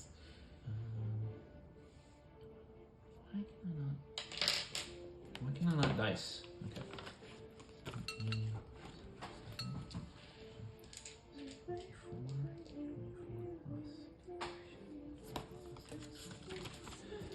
Renastus, I apologize. I gave you the wrong number. I rolled the wrong type of dice. For the attack that I hit you last time, it was 38. Is that right? Yeah. It should be 31. Oh. Not just still. Wait, that changes everything. Yeah. That's at 59. I have 2 health. Okay, that's what I thought. That's what I thought. And Okay. then chains be shrunk. Yep. I'm glad I double checked that. Thank you. Only hit Yep. point that matters Okay. is the last one. Okay, so that means you do maintain. You have the potential to maintain concentration on the enlarge reduce spell. The DC for doing so is half the damage I just rolled, rounded down, so 31. But she passed both of them. She didn't make the second one. To my Yes, knowledge. she got 19. I did. I made both of them. Yeah. You did. Okay. So then that's the case. Then thank you for reminding me. I'm sorry, Yeah. I didn't understand. Then yeah, you maintain concentration.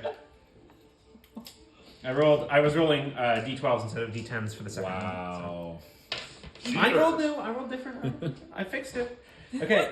That's it for all the villains, right? Yep. All the villains. They're all going at the same time, which is why this is getting interesting. Okay. Anetka, you're up. A slate on deck. Nocturne to follow. Okay. I don't have to worry about Grandpa more than usual. I'd like to take a look at the masks that are surrounding me. Bonus action study, seeing if, because they came from the statue, which isn't a creature, just basically seeing could these be slowed by the slow spell? Okay, before you do that, you are now surrounded by enough of them that you need to make a wisdom saving throw as they swirl around, and you actually, in their wake, you see small flashes of memory of traumatic moments in your life that are, you got to save against frighten. Maybe it's frightened. Dragon. Okay, All my dice are betraying me. not this one though. Good luck. Nope, that one too, actually. That one too. That's It's just because you haven't rolled the big dice yet. 9. Yeah. So love?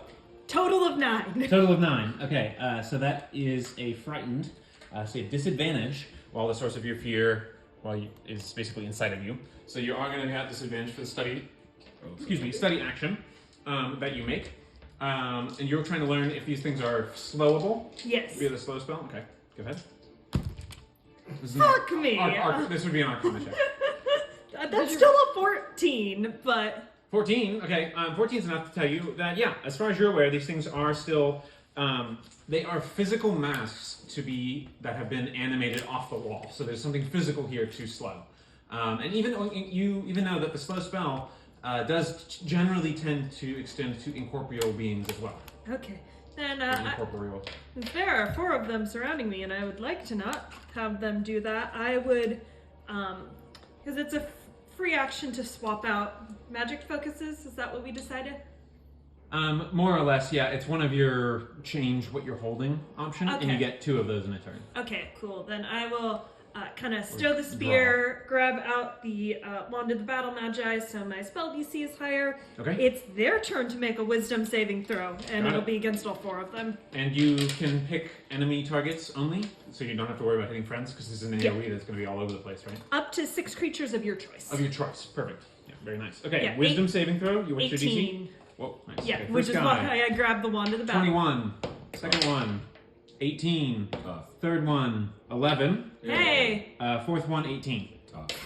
You got one. I got one! Okay, so one of them is slowed. Their speed is half. They take a -2 penalty to AC and Dex. They can't use reactions on their turn. It can use either an action or a bonus action. Got it. Okay. Anything else? Nah, I'm not gonna try to get away if 3 of them can still attack me. Yeah. Right. Okay. Sounds good. That's it for Aneka's turn. So, Slate is up. He's frustrated that he's not making more progress, and they're outnumbering him, but he is going to keep swinging against the minions that are popping up with his greatsword. That's more like it, Slate. That's a success. So that's a token for him, which is 13 plus 9, so that's 22. And his damage roll, 2d6. That is even better than before. I don't know if it's enough to kill a third, though. That is 12 total. 13 total, excuse me, which is not enough to kill a third. But it is enough to take down 2 in one blow. So as he's getting through the masks with them, I will go ahead and carefully now. 1, 2. So much for carefully. We don't know if the statue is considered a creature.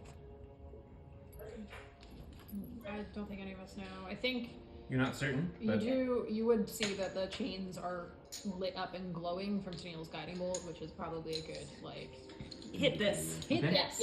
Yeah. And then bonus action, he is going to activate his tattoo, which I believe the first time he does that, he can either take a token or a dragon. He will take a dragon, I believe. And now is the question of what he wants to do. He can free action cast Fluid Motion on himself, which takes 2 tokens to do. So he's not in any active state for the tattoo, but as a result of that, you see him, as he activates his tattoo, his whole body begins to shift and shimmer.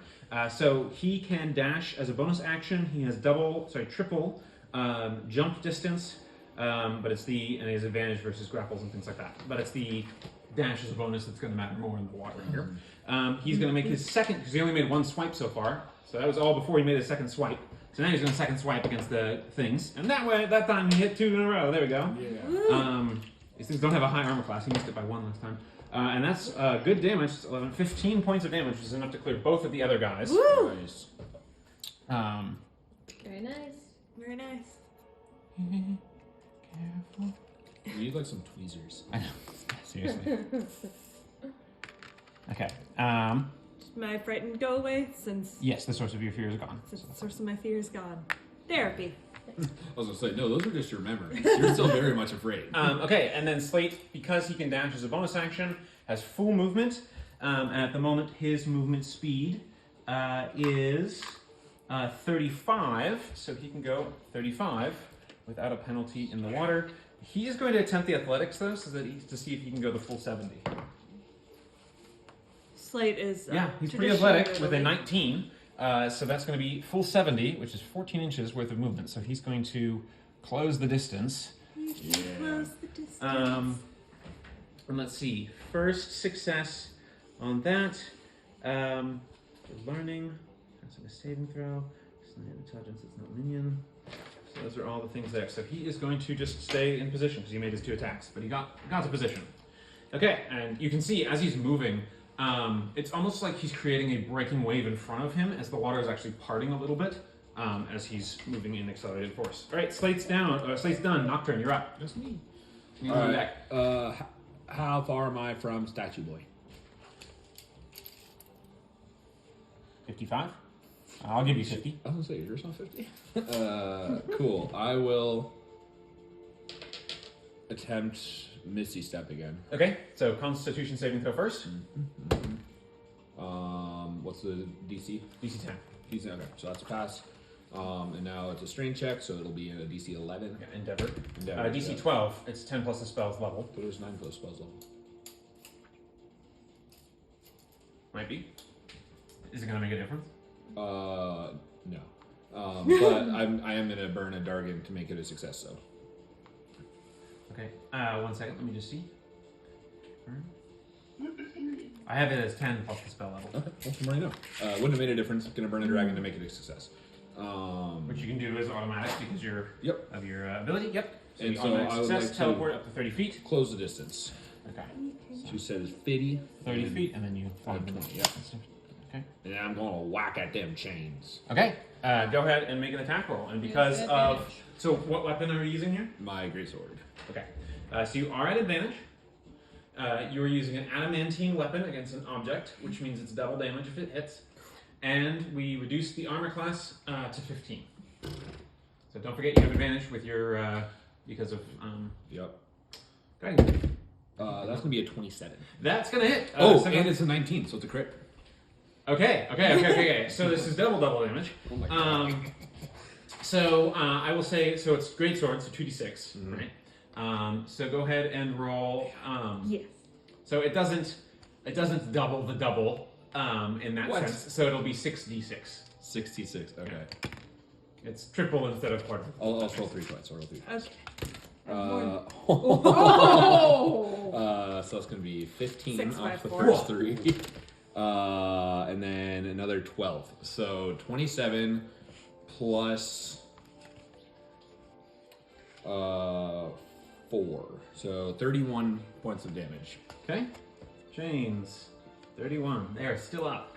But as you bring your Why are my dice working bronze for and you and steel not me? strike through, you see as you shear through it, you can actually see a couple of the chains like detaching from the statue as it's getting as you're damaging the effects. Sick. Bird. The bird's really adding the ambience there. Beautiful bird song. Yeah. Anything else for your It's turn? just That was your Nocturne action. singing. Anything else? Nope, for Nocturne, but we get Frog Boy. You get Frog Boy. Go for it. Okay, cool. Frog Boy is already up on these guys. But so to be clear, it looks like you significantly damaged the chains. It's not like they have Sick. tons. You did over half. Nice. I'll take that. Cool. Frog Boy is gonna. Well, I guess I'm gonna attempt to hit first, Okay. and then we'll go from there. What size category would you say these chains are? These count as huge. Oh, okay. Well, I can't swallow them then. Even at reduced? No, you reduce the chains that are on the statue. He's talking about the No, no, no. mask amalgam creature here. Yeah, which but I is- also have those guys with my last attack. technically they still don't change in size. Okay. Okay, cool. Well, I'll attack him. In the table. Yeah. My poor map underneath this is gonna be fucking cut and dented. See, this is why I originally made you guys dice trays to be like, can you not roll on the table with your metal dice, Brandon? That's gonna be a 19. 19 hits. Go roll damage. That sucker has a plus 10 to hit. Wow. He's a Yeah. froggy boy. Nice. Cool. And I am going to use his fast food feature. Okay. Oh wait, no. You see, they're huge. Never mind. Okay, cool. So we're just gonna hit. Standard attack. Got it. D6 plus 4. Yep, that'll be 7. 7. Okay. Still standing, but look at hurt.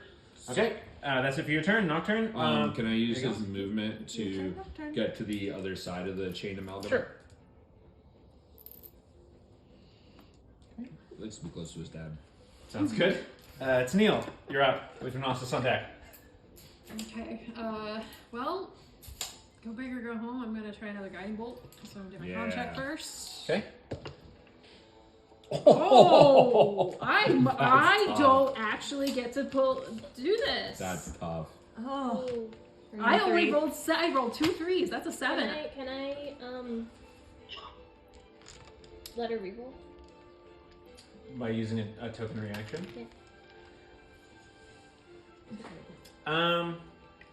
So describe how you would help in this situation. You're not next to them. He's trying to concentrate on his magic underwater. Okay. I'm not gonna. I probably wouldn't know. Can you think of something that would help underwater to help make him be able to speak? We are magically tethered I'm right gonna now.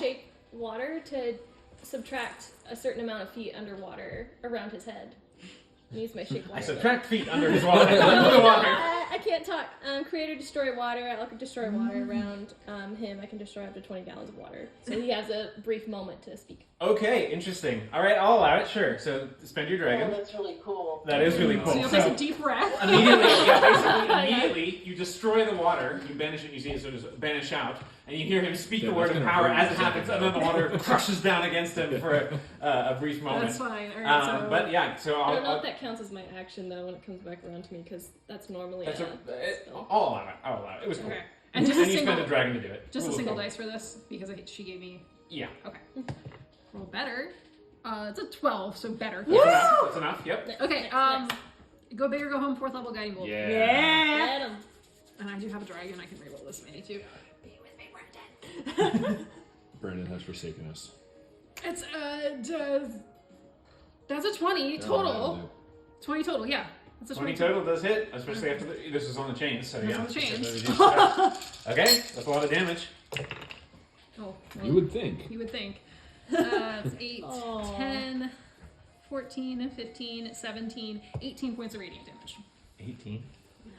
Okay. So they're not just miss it, just miss it. Still standing. Well, Slate's got advantage on his turn when it comes There's back just around. like a single link. Yeah, so this time, so don't forget to take your spirit. Yeah. This time you channel up the energy and you see the tattoos brighten and you brandish your lamp and it just strikes out and you see it blast into the chains and you see numerous links just part and dissolve as you blast into it with the radiant light. And then I immediately just got like poof. Yeah. There's just a Okay. thumbs up from the floor. Yeah, I will say I'll allow it, but you are knocked prone from the sudden water that just immediately blasts you to the floor. That's fine. But you bought him the time to be able to succeed. Okay, that's it for Tennille's turn. Anything else? Yeah, I'm just kind of laying on the floor like. Okay, Renas floating in the water. Renostis, as soon as you're ready, you're up with Flo on deck. That was a little rough. Cat's feeling a little rough. Oh. Sorry. Grandpa's a little rough. He is going to bonus action use his healing potion. So 2d4. So that is 6 plus 5, 11 back. So it should be. So 2d4 for the. Is it a potion of healing or is it his healing that he got from his concoction? His elixir, so his concoction. Okay, yeah. So 2d4 plus 5. So you got your healing from that. Okay. And then if I need to use cure ailments, I would have to pass. Oh, is there a verbal component? There is. Okay, then I need to pass. Hold on, let me break down this. Spell. Okay, then Grandpa, even with that, it's still very rough. Like I said, I had 2 health points. I would like to use cure ailments. And remind me, it's 1d8 per level, and you can choose whether you want to use that for healing. That's correct. That's correct. Okay. But first, make a Constitution saving throw for your concentration underwater. Yeah, thank you. That's an apple one. Oh no! Oh no! So you don't spend the spell slot, but basically you're just not able to get the concentration together to cast the spell non-verbally. Fair enough. Alright, and my position right now, I am there. Okay. Can I go up in the water column? You can. I would like to be in a position. So, wait, Flo's no longer bound though, so Flo's okay. Yep. Greg still like to work on his aerobics, and we'll go up maybe 10 feet. 10 feet. I'll say you're next to Flo up there. Nice. Cool. That's gonna be it for my turn. Looks like you're getting a point-blank shot. Okay, that's it for Renostis. So top of the round, Flo, that's you. Okay. Question. Answer. Hopefully. How does it work by making a focus strike if I action surge after doing the focus strike? Will that negate? So Will I still have to have focus- 0 movement on the action surge? Correct. Focus strike says Okay. you cannot have moved and you cannot move for the rest of your turn. Okay. But if you miss, it's a glancing blow, and in your case, because of grit, you get an extra damage dice on your shot. Yeah. For Okay. lining up a careful I'm shot. going to take. I'm actually gonna bonus action second wind. Okay. Okay. So plus your fighter level. Which is 5. Yep. 8. Okay. And then would you, as a tactical repositioning, Nope. would you like to move? Nope. Okay. I'm gonna stay put, and I'm going to action surge. Okay. But first, I'd like to reload my gun Okay. So you for my action, action. and then action surge. Shoot the chains with a focus strike. Okay. Okay. Very nice. Very nice. Okay. So take advantage on the shot because guiding bolt. Ooh. Ooh. 29. 29 definitely hits. That definitely hits. And this is not against a creature, so I don't think sneak attack can apply in that case. Oh. It has like quad now. Just did it. But it shouldn't matter because I think sneak attack is literally only on a creature because you're attacking a vulnerable part of the creature. So I don't get a bonus with friends. That's only melee. it's not like You're creature. not There's surprising no, a like, chain. there's no like soft Okay. spot to shoot. It's just No all problem. metal. No But you do get an problem. extra damage dice, so 3d6 instead of the 2d6 because we just have this. That's Oh yeah, we're doing. It's not D10s anymore. Yeah, it's 2d6 base and then 3d6 Right, if you right. say so. Okay. You got it. Plus. And don't forget to add the bonus from the gun, which is also a +1 magical gun, +1 damage. Is that Plus included in your 4. bonus? Oh, you've already included that. Sorry, Yeah. just the +4. 16. 16 points of damage. Yeah. Yeah, definitely enough. Woo! So you line up the shot, and you actually fire under in the water. It sort of ruffles the wing feathers of Nocturne forward as you get just under his wing and strike the chain, and it Hell yeah. disperses and blasts the chain apart. And you see the statue just sort of. And you see the chains just fall apart, and the statue is no longer combatant. Woo! It's like in wizard chess. Cool. Yep. Okay. Very nice. That's it for Flo's turn. Yeah, she did bonus action, action surge, and that. I always forget that we should just be close to you because you get so many bonuses as long as you have somebody nearby. Honestly. Yeah, especially if there's someone nearby her target as the Yeah. other one that Yeah. really helps her. Yeah. Okay, so that's it for that. The shades are done. It was his turn next, so great time to down him. And then last but not least is Opal's turn next. right? Opal's turn. Yep, Let's see it. Kill him. This guy's still out, right? they are. Yeah, Okay. Do I take disadvantage because I'm restrained? that's correct. Okay, but I'm attacking recklessly, so it'll be a straight roll. Correct. Okay, then I'm gonna do 2 pokey pokes on this guy. Poke, poke. That is not gonna He's hit. two-handed. Yeah. Two-handed. That is a 12 to hit. 12 does not hit. Try again. That is a 18 to hit. 18 just hits. Nice. You guys finally rolled below 20 to realize that he has a decent armor class, but it didn't matter. No, it's great. And Don't worry, I was rolling badly enough for all of us. That'll be 9 points of piercing damage. Okay, do you want to do one of your strikes? No. 9 points of piercing damage. Yep. And that'll be my turn. Oh, whoops, that's the wrong thing. 9 points of. Okay, yeah. Alright, yeah. That's it for your turn. So it gets to fight back. It's got you at advantage because you're restrained. That is going to make the difference because it was a 7 before, but now it is a 17, 25 to hit. That is. This is the thing, it's using D12, but it's a half strength. Cold. Okay. 5 points of cold damage and 11 points of necrotic damage. Okay. 6, so 11 total. And you're restrained. Yeah, okay. At this stage, I'm going to say that we can close the scene and you guys are able to quickly dispatch this thing. It doesn't have a lot of hit points left, so for the sake of brevity and also to help move the scene along. As the toad comes in, as you're striking and stabbing at it in various different directions and things like that, the powers of the chains are continuing to wane, especially with your anti-magic field like continuously going on and on.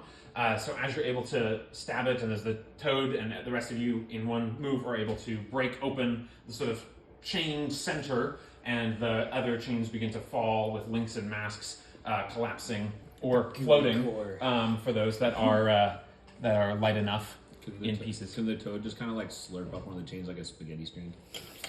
I'll allow it.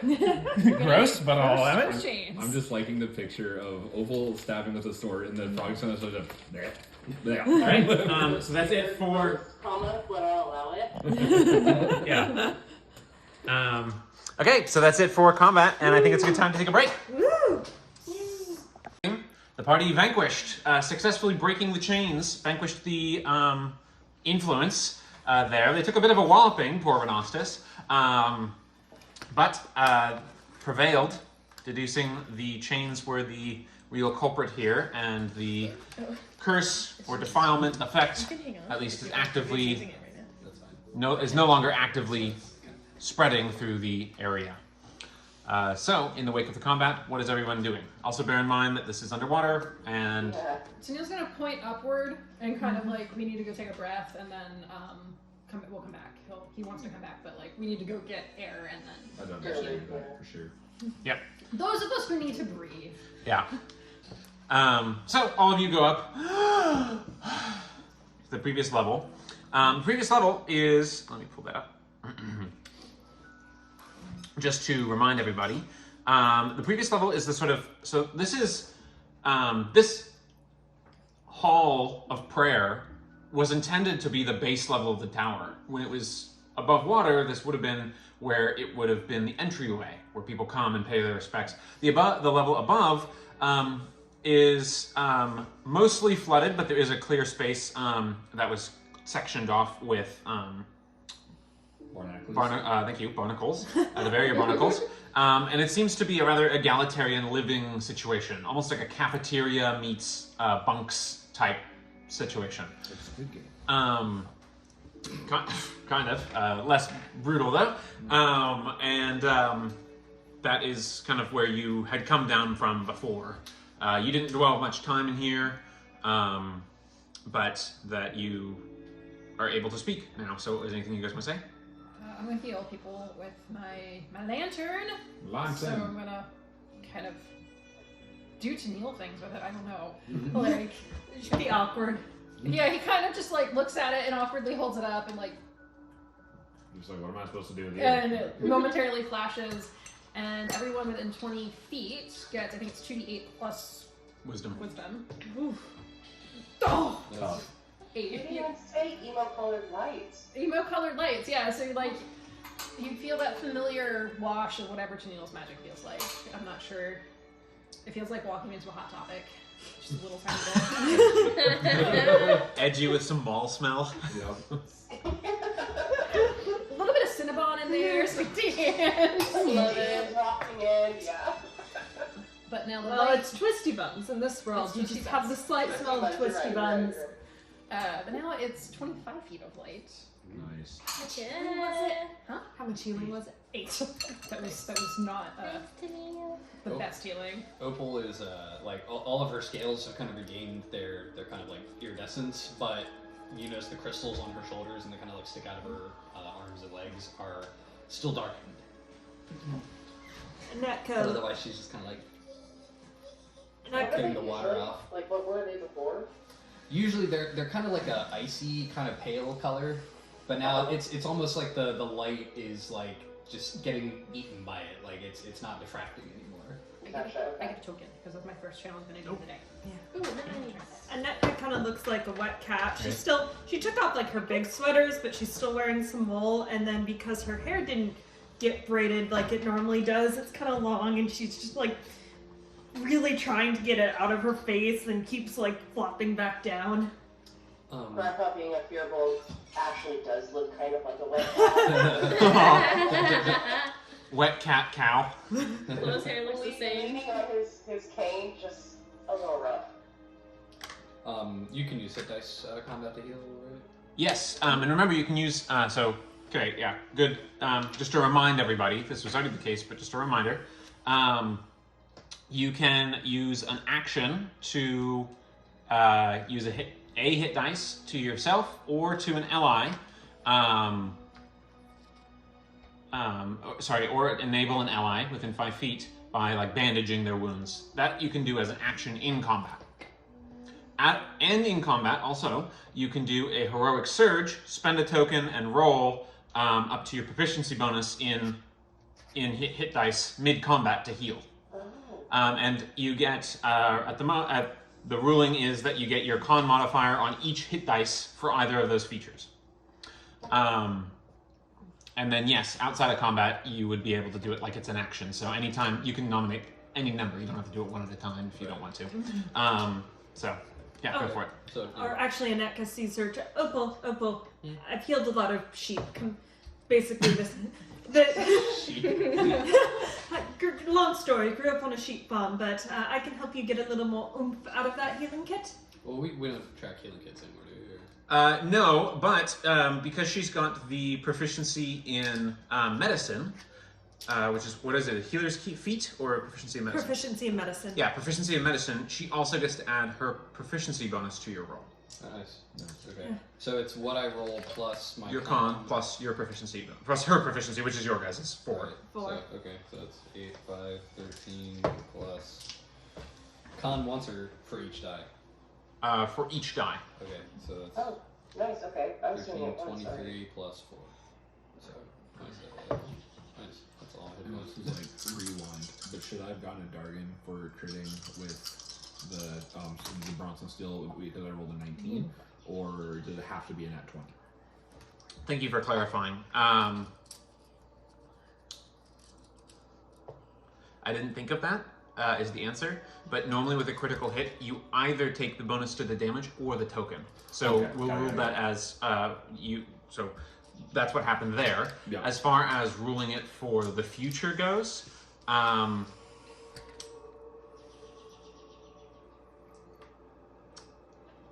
I'll say you can take the token on the 19. Okay. So that Pierce, that applies to you with your Bronson Steel as well. cool. Grandpa, do you need help? You look like shit. Do you need? Oh, and you're injured. Oh. Do you need help? Help with the healing? Oh, thank you. But I'm quite familiar with benching things up myself. I can handle it, thank you. Grandma's also proficient in medicine. Okay, because you kind of look. No offense, but you kind of look like a wet sheep, and weirdly, I have experience healing wet sheep. Sorry. What about experience healing dry That's sheep? mildly offensive. But given the day's events, I'll let that go. Thank you. I'm sure it was well meant. Okay, this might have been something that was super obvious, but do we know why the towers sunk into the water? Was it just damaged because of the big thing that happened? Like, do we know why it's all flooded and You don't know? Can I just start looking around to see, like, how things got flooded and how the water's been working over time, since I've had a lot of experience with water? Interesting.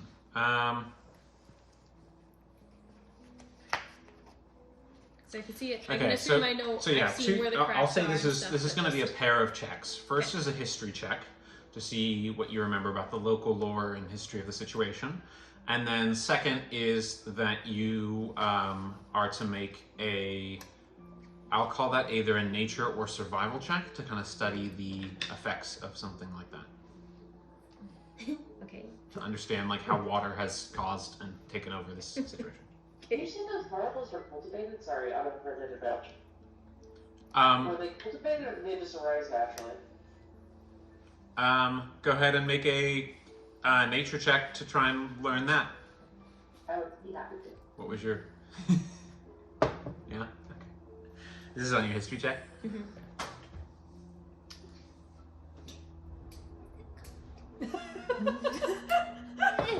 We'll call it that. It's fine. If it's cockeyed, re-roll it. It was so barely. Okay. It's okay. 14. 14. 14 for history. You would know that at least in your understanding of the situation, Crano Rock was Crano Rock as a local landmark, and it was just what people called it. People would go out to it occasionally, that kind of stuff. But in the last 60, 70 years, that's been like the knowledge of it. There hasn't been a ton of, unless longer lived people have been familiar with the situation, it was kind of not known as general knowledge that there were towers beneath Krennel Rock. Okay. And Krennel Rock was the top of just Jasirian's tower. Déocles was completely submerged. But So the local lore of the situation was pretty much that it was just like a weird formation of strange stone and stuff like that. Okay. And because of the psychic effects in the water, which you guys have now helped alleviate, people weren't really involved with getting in on the water and stuff like that. It was seen as cursed. People had a habit of going missing or going mad, that kind of stuff. That's sort of the local lore of that situation based on the role you got. Do I know what time of history that, like in time that was? It's past 60, 70 years. Or when the tower, nobody knows when the tower was used? Like when Déocles and his brother? 60 or 70 years ago, they were involved in the Second Sancturian War. Okay. So, and the lead up to it, which was around that time frame. Okay. And would I also be able to tell if, like based, on Pile or like other structures that have seen water over time, you get a really distinct water line. Mm-hmm. That's stained. Have I seen anything like that on the structure, indicating that the water level was at a different level at a different time? You mean like it gradually sunk? Yeah, like if it normally was. Okay. Yeah, I'd say exposed, or if it's always either been like sunk. nature or I'd say nature or survival. I think that, like, potentially Grandpa seeing Flo trying to, like, maybe look at these, like, different striations and stone. Yeah, I'm like touching the wall and like my eyes are unusually like I'm gonna get a forehead cramp. I'm not Flash of Genius. I'm trying to get a good roleplay way to implement it, but I think it's actually a good scenario where Grandpa would see what it looks like Flo's trying to study the rock and would try to lend his expertise in history and natural, particularly natural history, pointing out what different sedimentation patterns would be like. So I guess this is a long way of me saying, can I use Flash Genius to help Flo with her nature check on the striations? Sure. So go ahead and roll and add her intelligence, or Ren's intelligence, +5. which is +5. Okay. It's also Cap's Sweet. intelligence. She's real smart. Can I do this as you said, nature or survival for myself as well, or just adding his? Nature or I survival. think he would be able to help you better with nature. Yeah, probably more if it's a nature check. Okay. You'll get more out of the +5 anyway. Okay.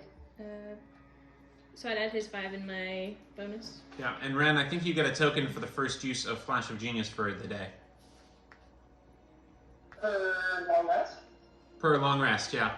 I did not see that. Okay. 19. 19, yeah. Okay, so a couple things. One, Seeing why. this is not standard sedimentary rock. This is sapio stone. That's why it was psychically imprinted. It's the blue stone of that. And so there's not so they were somehow erected out of sapio stone. Either the stone was brought here or what. So that in and of itself is an oddity, because the stone around the place, like the lake and all that kind of stuff, and the natural outside, you swam around, you've seen other rock formations as you guys were racing in and stuff like that. None of that was sapio stone. Yeah. The towers were sapio stone, and they were imprinted with these kind of massively resonant negative memories, which is what caused the whole disturbances and stuff like that in the first place. As far as from the nature perspective of seeing waterline and stuff like that, it's not gradual. You get the sense that these sunk like instantaneously. Oh. So this was It not was like out of the water at some point though, potentially? yes, both towers, you're almost certain with 19, both towers were out of the water for most of their time. They were not built to be submerged. Submerged at all. The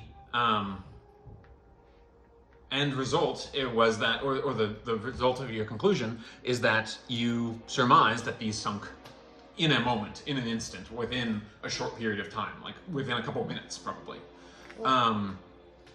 The other role we had going was Renostis asking about, are these cultivated, the barnacles? They're cultivated. Yeah. Do people expect this to happen or not? Yeah, nature check. Go ahead and roll. That was 23.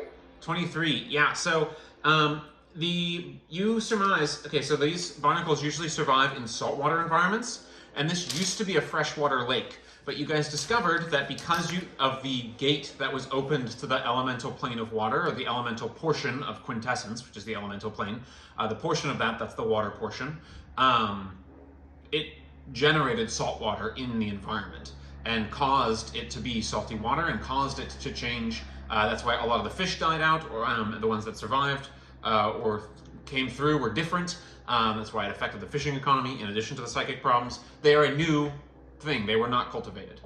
Okay, so the inhabitants didn't necessarily, well, based on the information that Renatus has, he can't conclude that the inhabitants saw this sinking event coming. I think that's fair to say, and I will remind you guys that you guys discovered why the gateway was open in the first place, which was that there was the bowl of sapio steel, of white stone, not of sapio steel, but of white stone, which seems to have some kind of importance or relevance to divisium and residuum. And those white stone statues, which you guys can now surmise, used to be out of the water, got suddenly plunged into the water. And you surmise, with your guys' roles and the experiences you have, I'm just repeating stuff you know, which is that those statues created a demiplane of some kind when they were both activated. So the assumption is that they brought some kind of planar rift of salt water into the environment. So, off the wall question that just went for the anything. So, back when we were coming back from the mine on the road, there was that tower where we encountered the mosquito person that was like burying teeth or something. Good sentence. Tennille and I think Renastus kind of flew up and investigated it briefly. That was not a sapio steel tower, correct? That was just a regular stone tower. I know this is like way, way, way back. It would not have been. I know that Slate was very interested because there were like people that were like, they were statues of people who had like been frozen, like running, like it was like frozen amidst a siege or something. Yeah.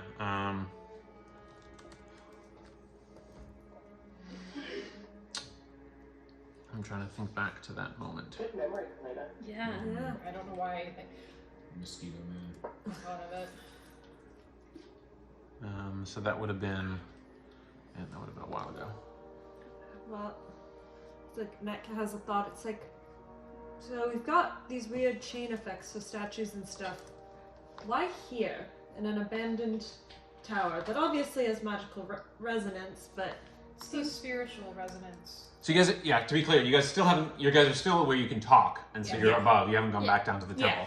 yeah, and Netka's We'll have to go. Tennille is like Thinking. half submerged, like I'm going. But Well, this yes. is interesting. yes, we'll go. I just wanted to talk. I guess Tennille's harebrained idea, because he isn't actually super bright, and it's just kind of like, I don't know if this is possible. He isn't actually that intelligent. He's average. He's average. How does a tower just like instantaneously sink and still be mostly structurally intact? I could go try and look at the base and see what happened to this. Or you could say it Structure sinks, beneath it. or did the Put it environment down. around it rise? The rest of the earth. But We're in a bowl.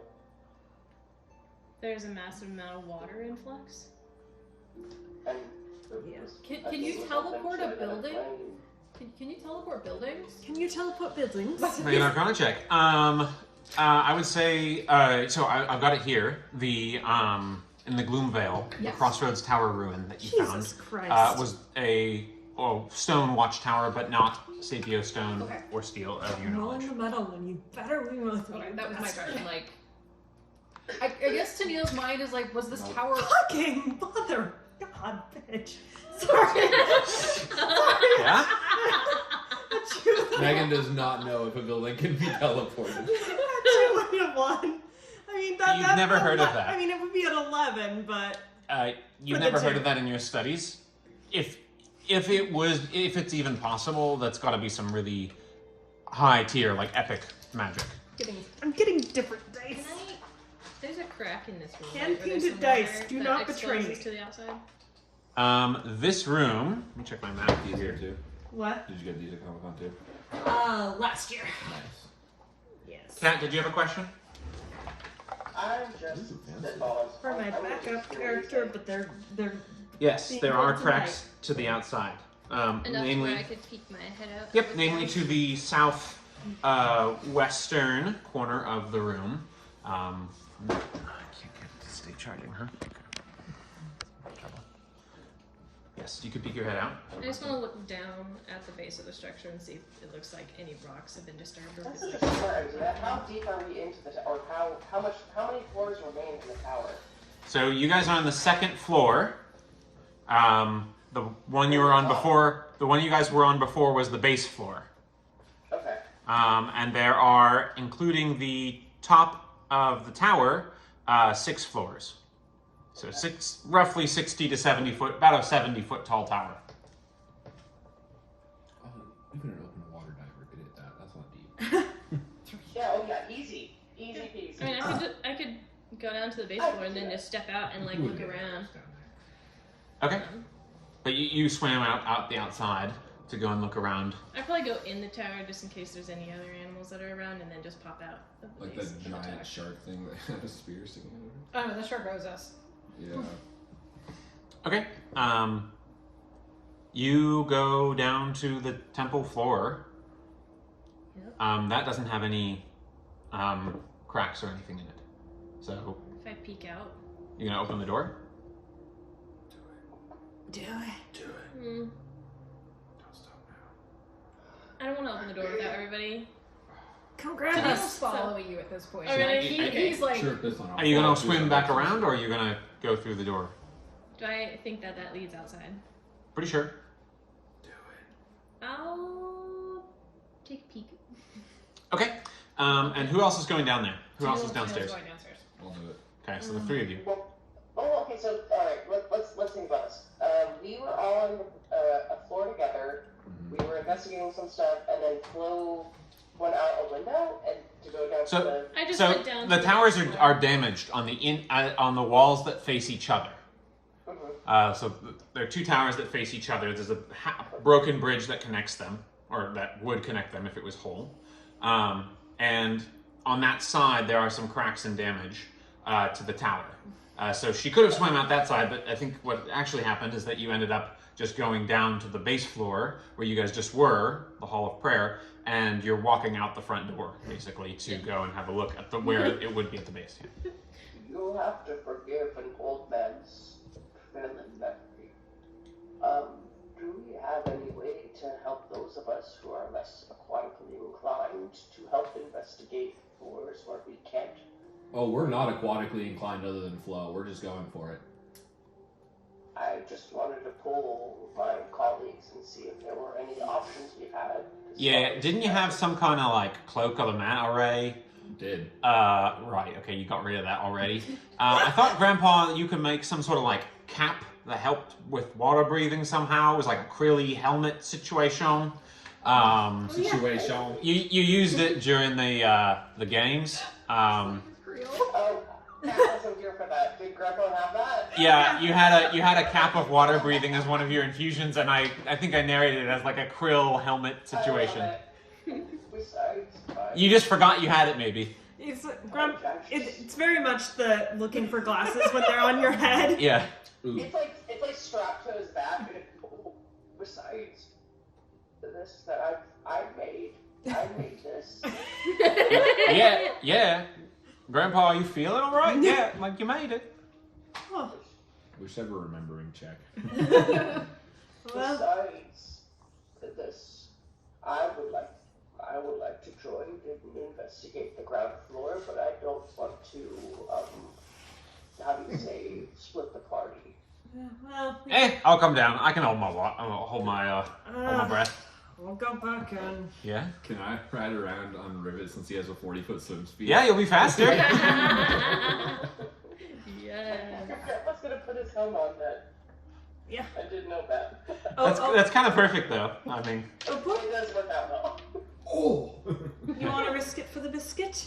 Yeah. Just What go- are we risking, you think? We're just going down and we don't have a way to breathe, but Just hold your breath. we're just holding We're just our gonna breath. go check it out real I'm quick. saying I want to see Holding something my breath. separate. Yeah, so normally, so outside of combat or like stressful situations where you'd need to exert more oxygen, you can hold your breath a number of minutes equal to 1 plus your con modifier. 3 So minutes is. you can probably hold your breath for forever. Here all day. Yeah, so no problems. I'll have 3 minutes. I got 4. Yeah, so I got bored and timed how long I could hold my breath during college. okay. Procrastinating. Well, I mean, there's not a threat of danger. You can always pop back up and get. Yeah, you can go back and Yeah. forth Yeah, too. it's that whole if there's not a threat of danger. Just the threat of danger. The is floor concerning. seems pretty clear. I mean, we should probably stay away from the door for now and just focus on the floor itself. Let's see what we can. Okay, so you guys are down there at the base floor. What are we doing? Neil's going to investigate those masks, or like check. I want to look for evidence of runes, magic, like some. Okay. He's trying to get clues to understand what happened here, right? Okay, yeah. So investigation check for Renostus there. Tennille, what you're going over the masks to see what exactly? What are you doing here? Or are they dead? Are they damaged? Like what is their status now that they have been vanquished? I guess. Yeah, make a investigation check.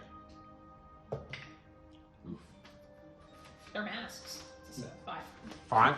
Your knowledge. They were previously hung on the walls or carved into the walls, and they have been removed from those places.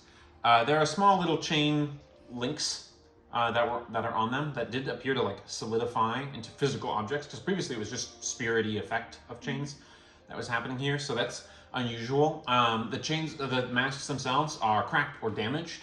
That's about what you're getting with a 5. Renostus, what was your roll? A 13. 13.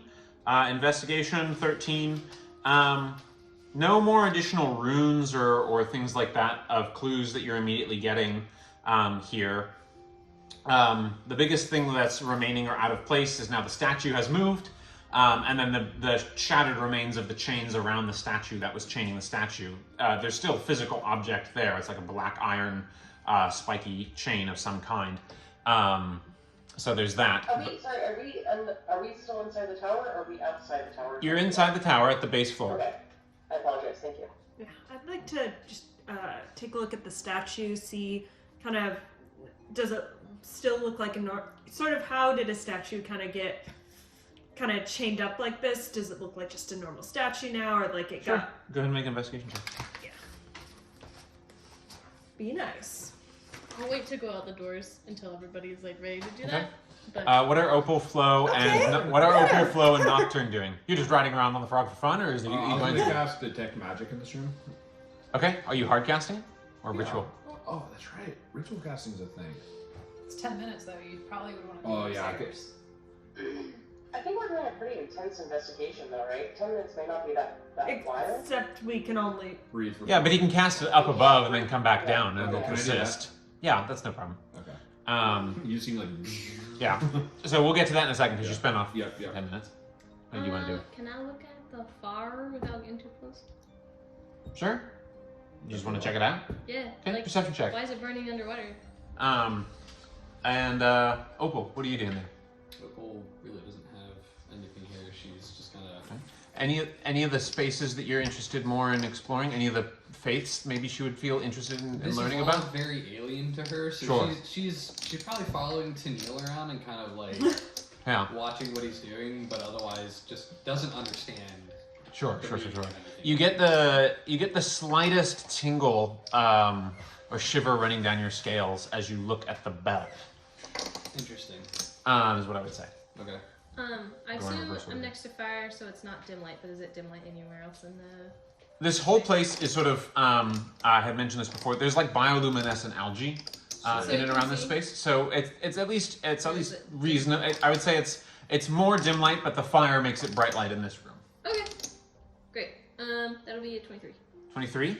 Burning without fuel, big bonfire. It reminds you of an echo of the bonfire that you saw in Landerhall, opposite the stone tree, as this mirrors stone tree and the fire.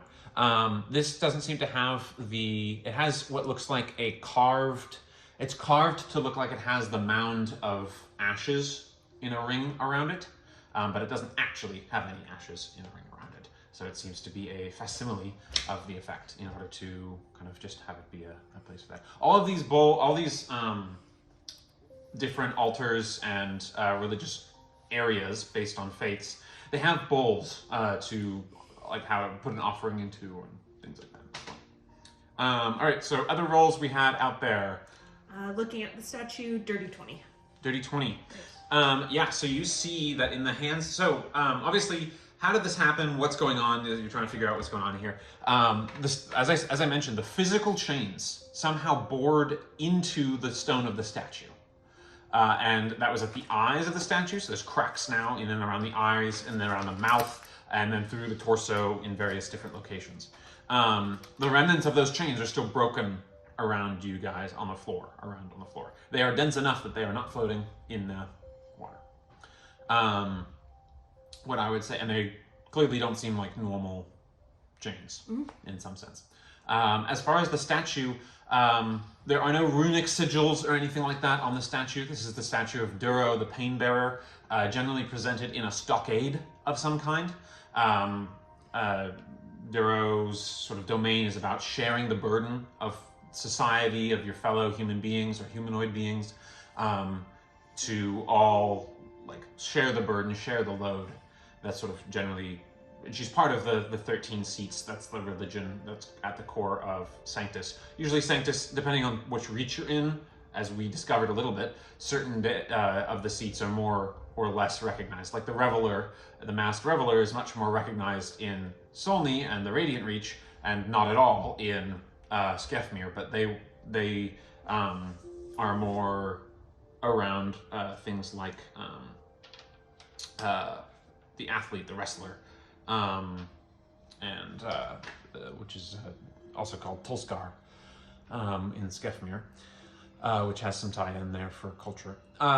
What I would say is for your 20, you also notice that there is a strange holy symbol, almost like a, not quite like a, it's like a radiating series of lines, almost like a starburst effect on the, in the, it would be like in the palm, in the stockade, right? So it'd be like hanging from one of the arms of the hands of the statue. Does not appear to be the holy symbol of Duro alone, just at a glance, but it is hung on the thing. And it seems to be made of ornate material of some kind. It looks like white stone, but many different, smaller, different materials in it as well. But it's immaculately made, just at a glance. One second, I'm going to get around to the other rolls that are going on the table. Did we have Tennille and Renastus any other rolls from you guys? Or did you, what were you guys doing? You had checked on the masks. Renastus, you had looked for runes.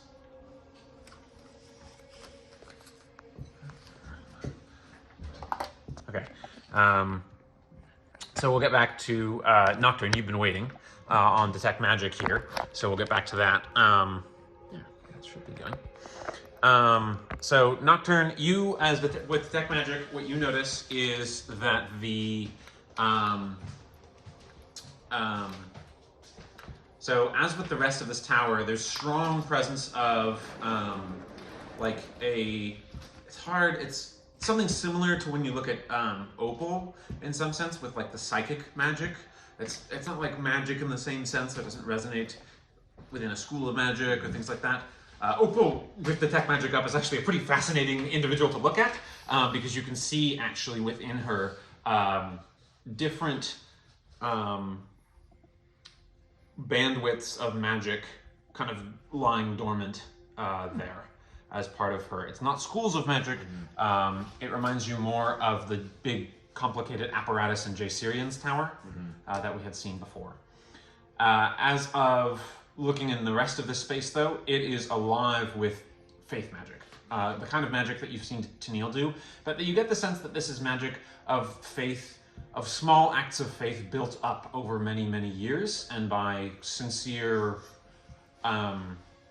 It's a very open space. You can you get the familiar, and it warms your heart to see it a little bit of this place of like, come here and worship. Whatever your worship, as long as you're not hurting anybody else, this is what that's for. Is like this as you're welcomed into this tower, you're encouraged to kind of pay respects or as many faiths as possible are trying to be accommodated for.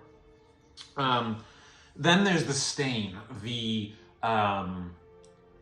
it's almost like congealed greed and arrogance and vile maliciousness lingering in the chains, the magic, particularly of the physical chains around them. You see some kind of blackish, oozy tar leaking out of the broken links that you severed. As far as that goes, that's certainly got like an enchantment element to it, is the nearest school, but it's also something beyond the scale of any kind of mortal magic you've seen, and also beyond the scale of simple definition of school. This is a magical making of something malicious and horrible made solid into magic. It's different from the flickers, that much you're sure of. Okay. The pendant that Anetka might have pointed out by now, and you can sense also, is magical. Each of these... The one that's in its hand? Yeah, Okay. that's hanging off, is magical in a sense. Again, it's more about the faith there than it is like, wow, this is a magical +3 amulet. It's more along the lines of it just like is alive with that, and might be unlocked somehow, or there's something there. Can I pick it up? Okay, yeah, you pick it up. As you pick it up, the psychic presence of the tower kind of rings through it, and you get this ringing mental impression echo as the theme has gotten through many of the other areas of the tower. This is sort of it's a longer vision, but also one that is maybe akin or adjacent to one you might have already seen, but you see the gray-robed twin, you presume is Déocles, again, red hair with white in it, maybe Anthony's. His white comes just to frame his face, either side from his temples. You can see he's walking barefoot on the floors when they're dry. You can see he's setting little prayer icons and coins in each of the bowls, and he is narrowing it down. He's silent, he looks slump-shouldered, down, trodden, and you see he takes off the symbol that you now are seeing off of him, and he hangs it on Duro, on the hand, although it's over where it was supposed to be before it got moved. And he says, I can no longer be your instrument. The Omnissiah has failed. I must bear a heavier mantle. I shall be a herald unlike any other. And as you hear that, the vision goes dark, and you just hear like a rumbling sound in the memory. Oh, nice. Okay. As for the item itself, you get the sense that this was, and you're looking at it now, you can see it almost reminds you of the holy symbol of Alito, the keeper of the roads, the road keeper in the 13 Seats.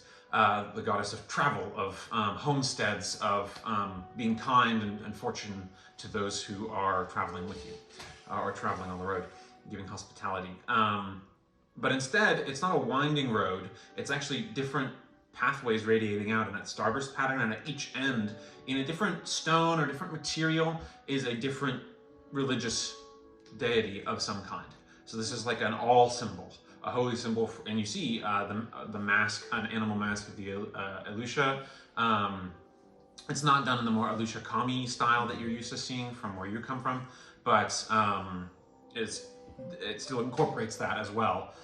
It incorporates the many faces of Verda, and incorporates the pillars and heaven's reach of Evermont, the bell, it incorporates the flame in the tree, it incorporates the seats, it incorporates Umara's deities, Skefmir's deities, and so on and so forth. And yeah, that's kind of what you're getting a sense of. Well, I might regret it, but I'm going to put it on. Okay. Yeah, I mean, you feel it's almost like each of your feathers is standing on end here, as this thing is like alive with spiritual energy and divine prayer energy. There's sort of a saddened twist to it, or feeling of failure or loss going on. And as you put it on, you see the impression of your patron's face just sort of like stamped on your vision, almost like a bright flash of light, how it leaves blue ghost spots in your vision. It's like that. And you see that, no words or anything like that, but you get the sense of like caution. It's like, hey, yeah. It's not. It's just caution is what I would say. It's not a warning. Yeah. It's not like you've done anything wrong. Just like concern for you here and things like that. Go ahead and make an insight check for me. The insight? Or religion, whatever's better for you.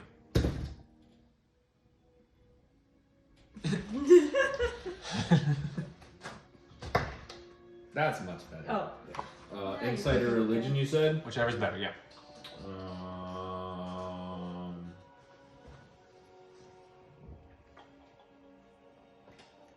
Let's see. Religion. I see. All right. That's gonna be a 19. 19? Pretty good, yeah.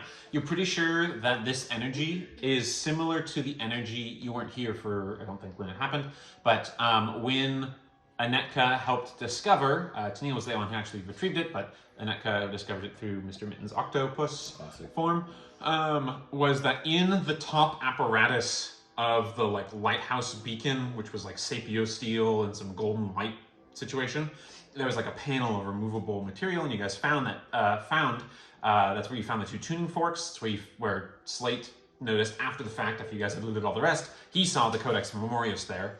But what we also saw was a crystalline cylinder, perfectly smooth, that contained a small thread of like almost liquid, aqueous, golden, almost neon yellow light. And this energy seems to echo that energy. Do we have that thread? I believe it's on Tennille's person. Tennille. I'm just gonna like, Rivet's just gonna kind of start walking over, just like a little strut, and then I'm gonna kind of just, without really saying anything, just kind of wave it in Tennille's direction, see if like getting closer to it does anything. It does not appear to be doing anything different. And he kind of like grabs it and like looks at it and like yanks you forward, like completely heedless of what he's doing to you, and then lets it go and goes off. Okay. Yeah, you see the same thing, and yeah, that's what I would say for that. All right, other interesting checks or things people want to do? Yeah. Question. So I know when there was the celebration, Solney and Bria saw like what she thought was like, the sort of wrong portrayal of Duro.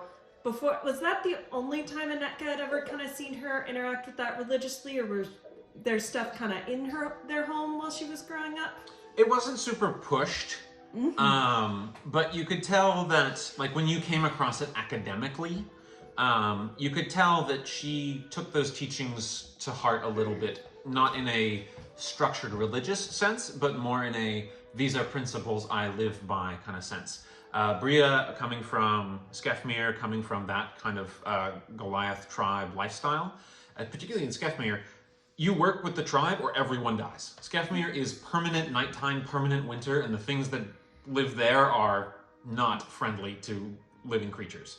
But the principle of sharing the pain of somebody else, of lessening the load, you get the sense it wasn't like, hey, here's the temple, or here's the shrine to Duro in our house, so much as it was like, you could just tell that was ingrained in how she viewed the world, how she decided to deal with and share in problems and things like that. Okay, so kind of looking at the steps, she doesn't really have anything to mend the holes, but she'll kind of start bringing up her mods of prestidigitation, kind of clean, it's in water, cleaning any dust out, cleaning Algae off, sort of, just kind of wouldn't be able to hear it because she's underwater, but kind of in giant in the kind of Skefmirian accent she would have learned from Bria, just kind of be well, share the pain. Okay. Yeah. You get the sense that Bria would have appreciated that. You said there's some collection books? Yep. Paracelsus is going to go through, how many are there? You said 7? There are 6 different shrine idols, plus the sort of wall of masks behind, which has the tree and has the fire. And there is, so it'd be 8 total, because each of them has a separate collection bowl. There are rusted old coins and stuff still in the bowls. It will be like a, well, now like that, I'm interested in that.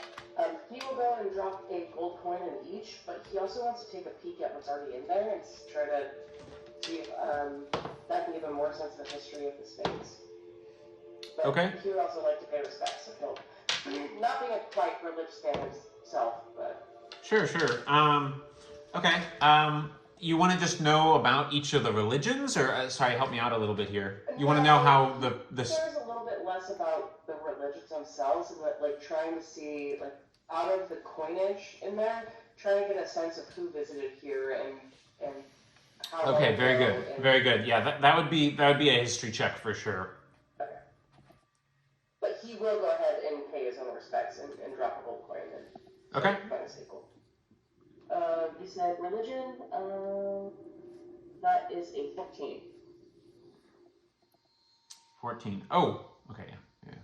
Oh no, did you say history? Yeah, history. Sorry. Oh, okay. So wait, I had 11 plus 8, then that 19. is 19.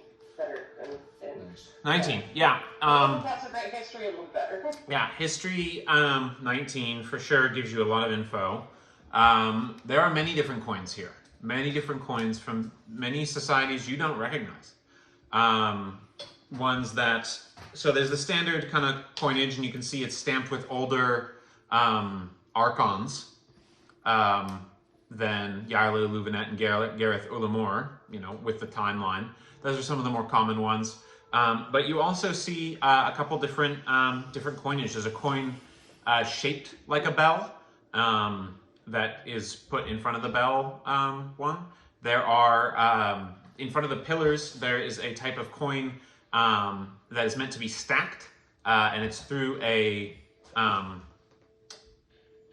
like a cylinder of metal, usually a lower grade metal, and then there are coins that stack onto it to make like a tall stack that you can easily move around.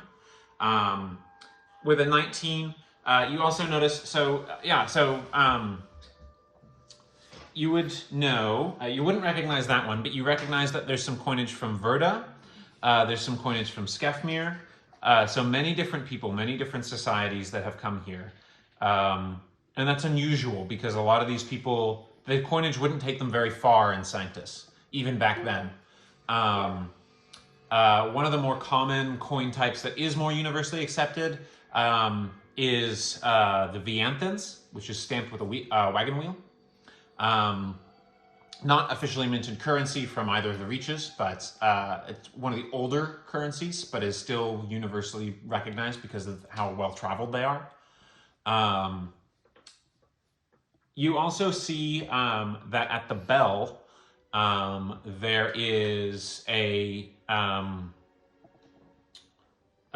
small blue stone that has been dropped, about the size of a coin. It's like shaped like a coin, but it's made of blue stone, not blue metal, but stone. Pick it up.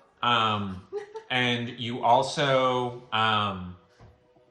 know that in front of the many faces of Verda, that's where some of the older coins are. But you also find something which you can only describe as what you imagine is a petrified root of some kind, and you get the sense that, yeah, petrified root, like a tree root, but a small portion of it. And you get the sense that it too is meant to be currency or an offering of some kind of value. I think with this, we're also recognizing that or potentially at Tennille, well, do you have a moment to come look at this? I feel like you've got to pantomime it, like charades it at him, so we can't talk. Oh fuck yeah, excuse my language. But Teal would have said.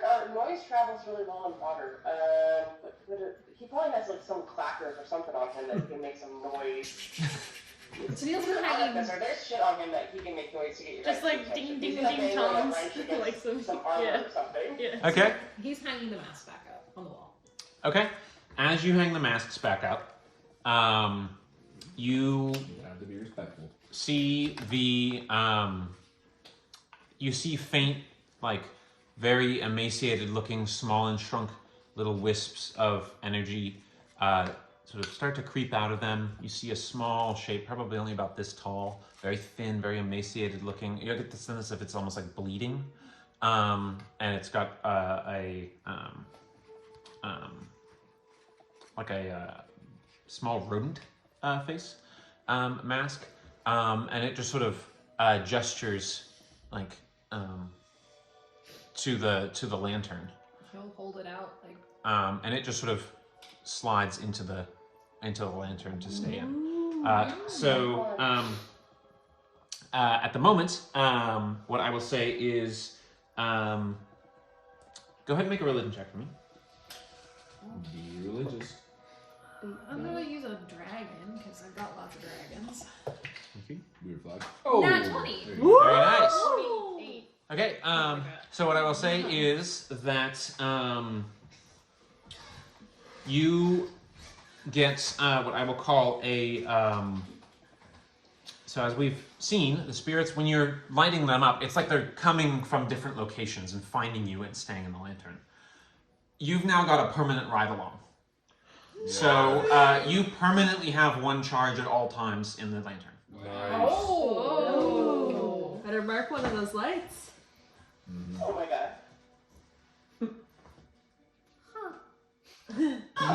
And then like, here's the commotion behind him. Grandpa gesticulating. He'll swim over to Renastus after he's. And I'll just make a gesture at like what you saw in the collection dish, especially with the stone and the root being like. Kat is making that I'm motion. making. Felina's like the one person that I cannot can't see see you. Sorry. It's just a good cat. I'm confused and don't know. Inquisitive, but also obviously gesturing at that and being like trying to come across like, what do you think? I guess like Tennille, after he'd done the mask, he was going to come over and look at the many faces of Berta because I feel like that Okay, would be. make a history check. Or a religion check. That's not land anywhere. While that's happening, you two, I haven't heard from a little bit as much. So, what are Flo and Opal doing at this time? And what is also Nocturne? We haven't heard too much on here. So, Flo, why don't you go first? Unless Okay. Initially, Flo was walking by some of these, and she started to reach out to grab the coins, and she was like, "Wait." And she like sticks her hands in her pockets and like walks, but is like really eyeing the coins. So instead, what she's going to do is feel around and look around the room and the floor and see if there's any like secret compartments or stashes of some sort. Make a I know perception this check. seemed like a public place, but Yeah, make a perception check. she'll take her hands out when she's not near the coins. I'm very confused and concerned about what that noise is. 23. 23. You're very sure there are no secret compartments, no secret stashes, nothing like that. No, like buttons that. No buttons or levers or anything like that. Okay. You do see that there is a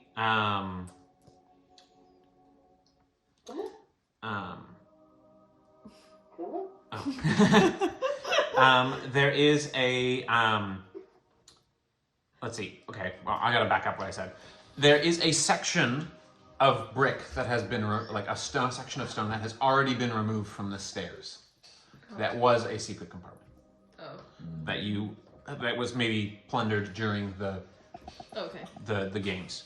No worries. But you can see that above it, there's an inscription inlaid into the wall and with black and white wood. And it says, it reads, "Truth in wearing their pain." It would be where this inscription is over the, or I guess the compartment would be at the base of the thrones. It would be at the base of the thrones of the 13 seats. And it is where Dura would be. and it says, truth in wearing their pain, hope in holding their hand, unity make the shadows wane, holy memory mend the land. But the thing inside is empty. But with a 23, I would say the one other thing you do notice is that some of the bell-shaped coins in the bell collection thing, there are a couple hermit crabs that have made them their homes. And so there are some bell shell hermit crabs that are kind of crawling around here and there that you notice. Nicholas knows his audience all by hermit crabs? Oh my god. So cute. Can I just sit on one of the chairs on the 13 seats? Okay. Statue. So Tennille's carefully putting masks on the walls. Anetka is carefully cleaning up Juro, and you're like, It's a big seat. You have to climb. how do I be the most sacrilegious I can be? She could have taken from the bowls. That would have been worse. Yeah, you notice that on the 13 seats, Did put my hands in one seat is empty. One seat is, and this is generally common. One seat is usually reserved for what some say is the lost deity. What some say is Imaginary friend. one that's still to come. Something like that. What's Opal doing here? Anything further? Again, just kind of observing because, like I said, all this is alien to her. For sure. She doesn't understand faiths or gods or anything like that. So she's curious at how people are reacting to things, but otherwise just They're just statues to you. right. It's just Oh, pretty art. features. Yeah. Fire underwater. Okay. Any other roles we were having a look? Go ahead. Oh, sorry. Let me get my turn first because you haven't done something. I was going to hardcast Identify on the necklace I just got. Okay, yeah, like I said, it's not a magic item in the same sense, but what I will say is by casting Identify, you confirm that the... Here, wait, before you say anything, I need to roll to make sure I can do it. Okay, go ahead. Never check. That's a pass. Okay. Yeah, so you confirm that this is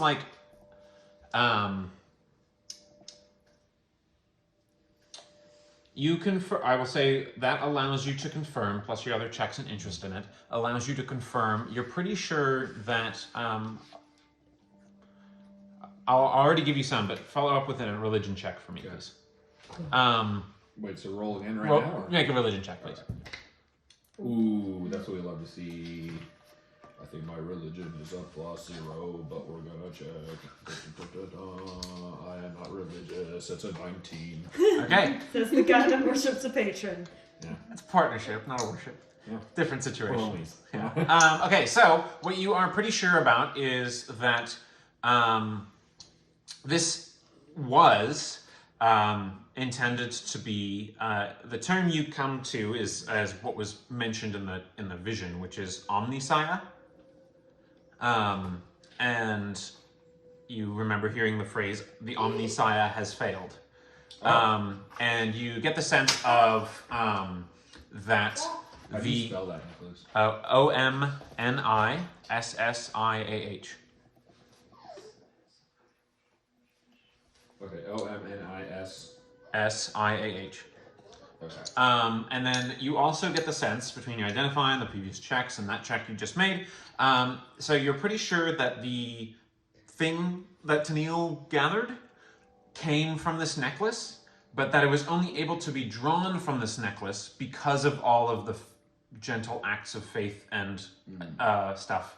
And that is basically, you get the sense that that is basically congealed faith distilled into a actual physical manifestation. Ooh. Sick. All right, you had a check that you wanted to make on the Many Faces of Verda, either history or religion. Religion is 25. Religion 25. Many Faces of Verda is a somewhat more loose, I don't want to say Wiccan, but more nature-oriented and loose collection of deities. They kind of see it as, it's where a lot of the names originally came from for the Masked Reveler or the Fate Weaver. There's no name there. The names of Eragri for the Masked Reveler or just slipped my mind. Uriah?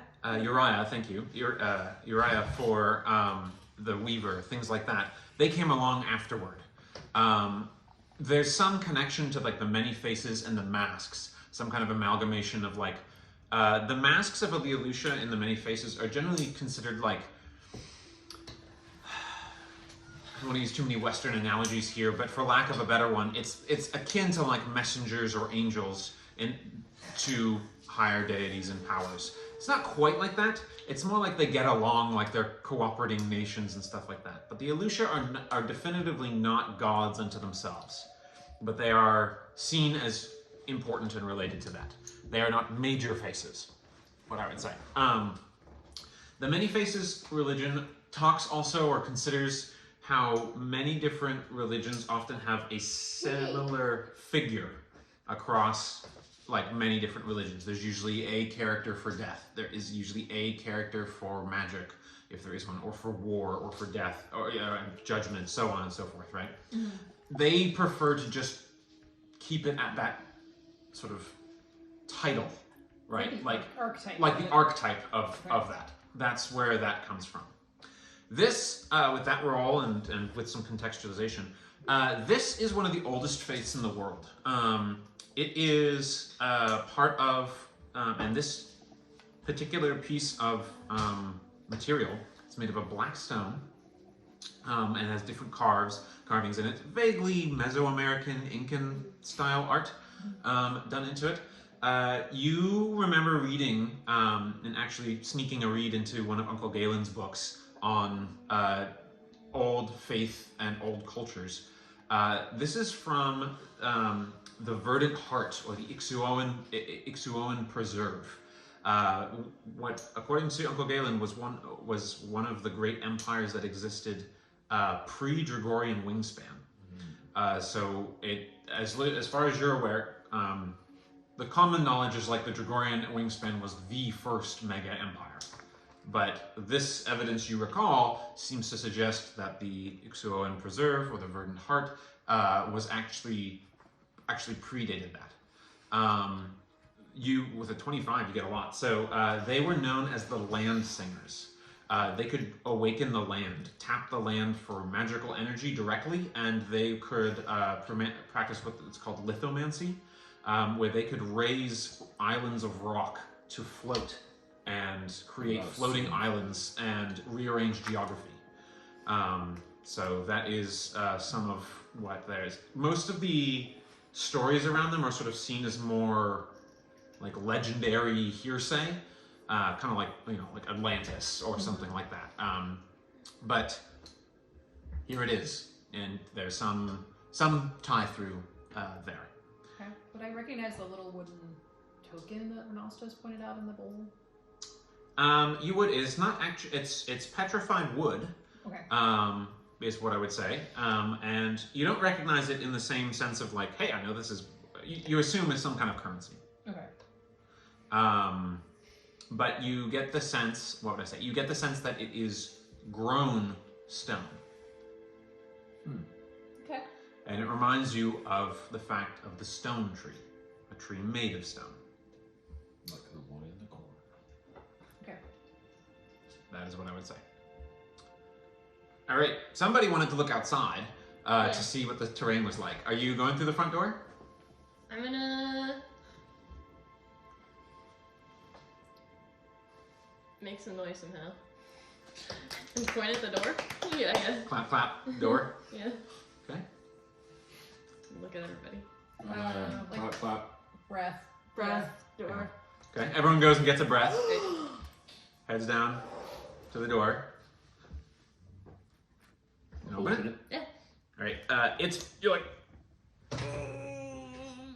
pushing really hard. It seems like it's sealed shut. But Slate reaches over the top of your head and just like pushes with one hand and helps you out there, and it sort of grinds open. And what you see all around is that the tower and the encircling rock have a sort of semi-winding path that leads down and away from the entranceway, but the rest is like a ravine all around. So you get the sense that this was once raised above I'll just contextualize. Based on what you know, before it sank, this raised above the water, and the rest of the base of this lake, and the rest of the base of the area, you imagine had some kind of walking path to lead up to the front of the tower, but that it sunk, and so it kind of created this effect. That's something we should slow down. Yeah, that's what you see. Ribbit just like lurches forward and just goes. It's like a little submarine torpedo. So you're swimming down further into the depths? Okay. Is there anything you wanted to do, or just look, or it's getting pretty cold, pretty dark? Yeah, but I got real good dark vision. So yeah, I'll just kind of look around. Like, does this look like land terrain just underwater, or does this look like there's been any work done to this since it's been down here? Like this path could be leading somewhere. Yeah, make an insight or perception. Okay. Can I look around as well? Sure, perception. Do you have dark vision? No. Okay, it's dark down here now. Really? We'll just around the base of the tower just to see if there's any clear breaks. Sure. in the rocks. You said inside your perception? Yep. 14? 14. Yeah. You surmise that most of the rest of the terrain down at the bottom of the ravine and stuff like that has always been submerged, or at least, for as long as this lake has been here. The rock itself around the tower, not so much. You also get the sense of, so you don't, even with your vision, you don't see to the bottom of the lake. This is a pretty deep lake, and it's getting quite cold. So this is last chill lake. It's not named that for nothing. It was colder back when the rift was open, but now you've helped resolve that by removing the bowl. Go us. So there is that, but you get the sense that there's you get the sense of something ancient down below. Dim light, I assume? Yeah, I'll say dim light instead of darkness on the outside of the tower. 18. 18. Yeah, you notice that like I said, the stone, you also notice that the stone of the tower was once above water at some point. You notice that the tower itself, looking back up it, resembles a lighthouse. That's the immediate impression you're given from all your days at sea. Okay. And you also get the sense and scale of the fact that the interior of both towers, because you can look across to Jaysirian's tower as well, which is the same kind of deal situation. It's just that its top was a little bit taller and stuck out of the water. But that his was not built on like a lighthouse style as much. Somewhat still, but not as much in that same way. And had a parapet at the top, which you guys recall was your teleportation ticket out of there. But the other thing that you're noticing is on interior sides, like I said, the damage to the interior sides that face each other on the towers is catastrophic. Like you get the sense that whatever destroyed the stone didn't just break it around. There is no Sapio stone ruins around you. So whatever happened, it like vaporized the stone. Wow. Oh. And Sapio stone's pretty strong, right? Yes. What the heck? This was probably something bad. I think we should. The impending doom that's below? To be clear, it wasn't doom that I know, mentioned but below. the- I just the- said something ancient Something is below. Is below. I'm gonna start sign languaging. Netka I'll casts, start swimming up. casts message to Nocturne. What? We should devise a plan where we can breathe. Okay. Theon's gonna poke his head out just because he's got dark vision for days. Like, does he see anything different than they do? What's the range of your dark vision? 300 feet. You do not. You do Oh not. my Okay. god. You do not see the bottom at 300 feet. Okay. Okay. Okay. Well, you guys head back up to somewhere you can breathe. Does this ancient thing feel anything like what we saw on the mine? No, Okay. not at all. If it was a Sinistergeist, the grasping ones, you would feel more than just Yeah, I know. something is ancient down there Just, by proximity. But good question. Follow up. Hmm? My days at sea. Are there any tales that the fishers talked about scary things underwater? Yes, I bet, yeah. many. Probably one or two. The ancient of the deeps. I mean, make a history check. We'll see what. There's lots. Candle. I'm like, Candle. what? Yeah, no, I was like, what? Yeah. One of the ancient things heard. Yeah. Admittedly, you were at Seaflow, and this is, a lake. A saltwater lake. Do it. Do it, do it. The ancient one is called. It's worse. They don't want you to know. You take the better of the two. Okay, 11. Okay. It's a lake. Yeah, I'd say you don't know a lot of They're ancient scary. lake tales, but there are It lots was of saltwater, old, so I deep don't deep. Remember, it was only saltwater as a relatively recent Yeah. since it sunk. But you do know of many different tales. There are tales, particularly towards the Neteran side of things, with the living leviathans of many different kinds, the iron whalers. But as far as the deeps, there are tales of ice dragons, dragons made of living ice. They create mists that freeze parts of land and Like the sailors last and stuff like that. Chill. There are tales of sea serpents that have pocket dimensions in their gullets. So if you swallow it, you get sucked into the dimension that it exists in. That'd be sick. There are those are among the Skefmir tales. Ones you'd be a little bit more familiar with.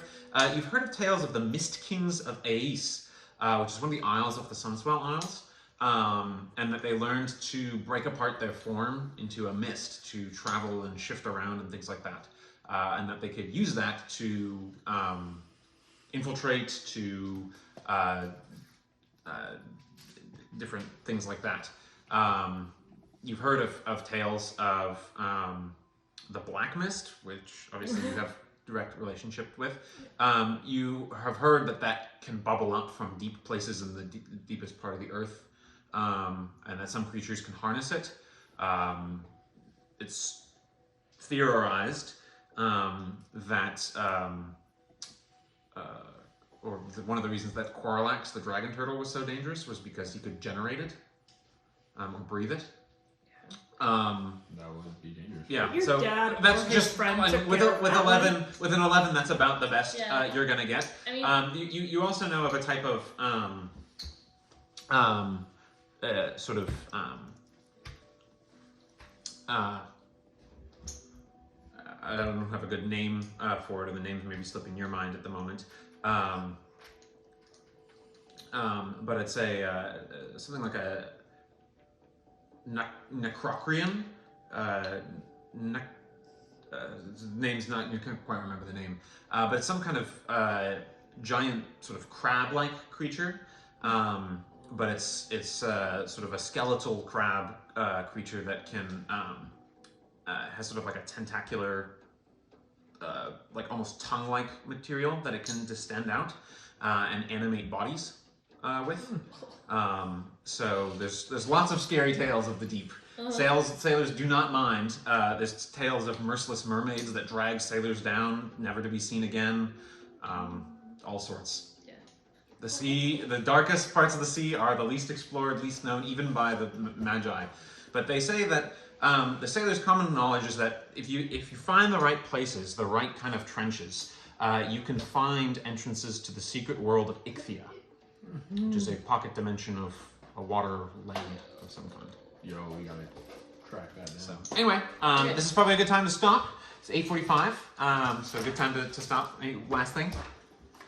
just what I, based on the creatures I just thought of, I probably wouldn't have any indication You that do they not. made the damage on the tower. You do not. You do All right. It was this one exactly. Blow just gulps deeply underwater. All right. Well, thanks, guys. Hope everyone had fun. Thank you very much. That was a good time. And learned some interesting things. And we'll have to pick up next time with. You guys have a meeting you're late to now to get to after spending all the time. You got to get back to the Green Mask and chat with them. Returning, right? Yeah, but you guys spent several hours exploring this place. We're fine. But yeah. I don't know anything about you it. do still have time. I'm not saying you're late as in you've already missed it. But anyway, They've forgotten. we'll about pick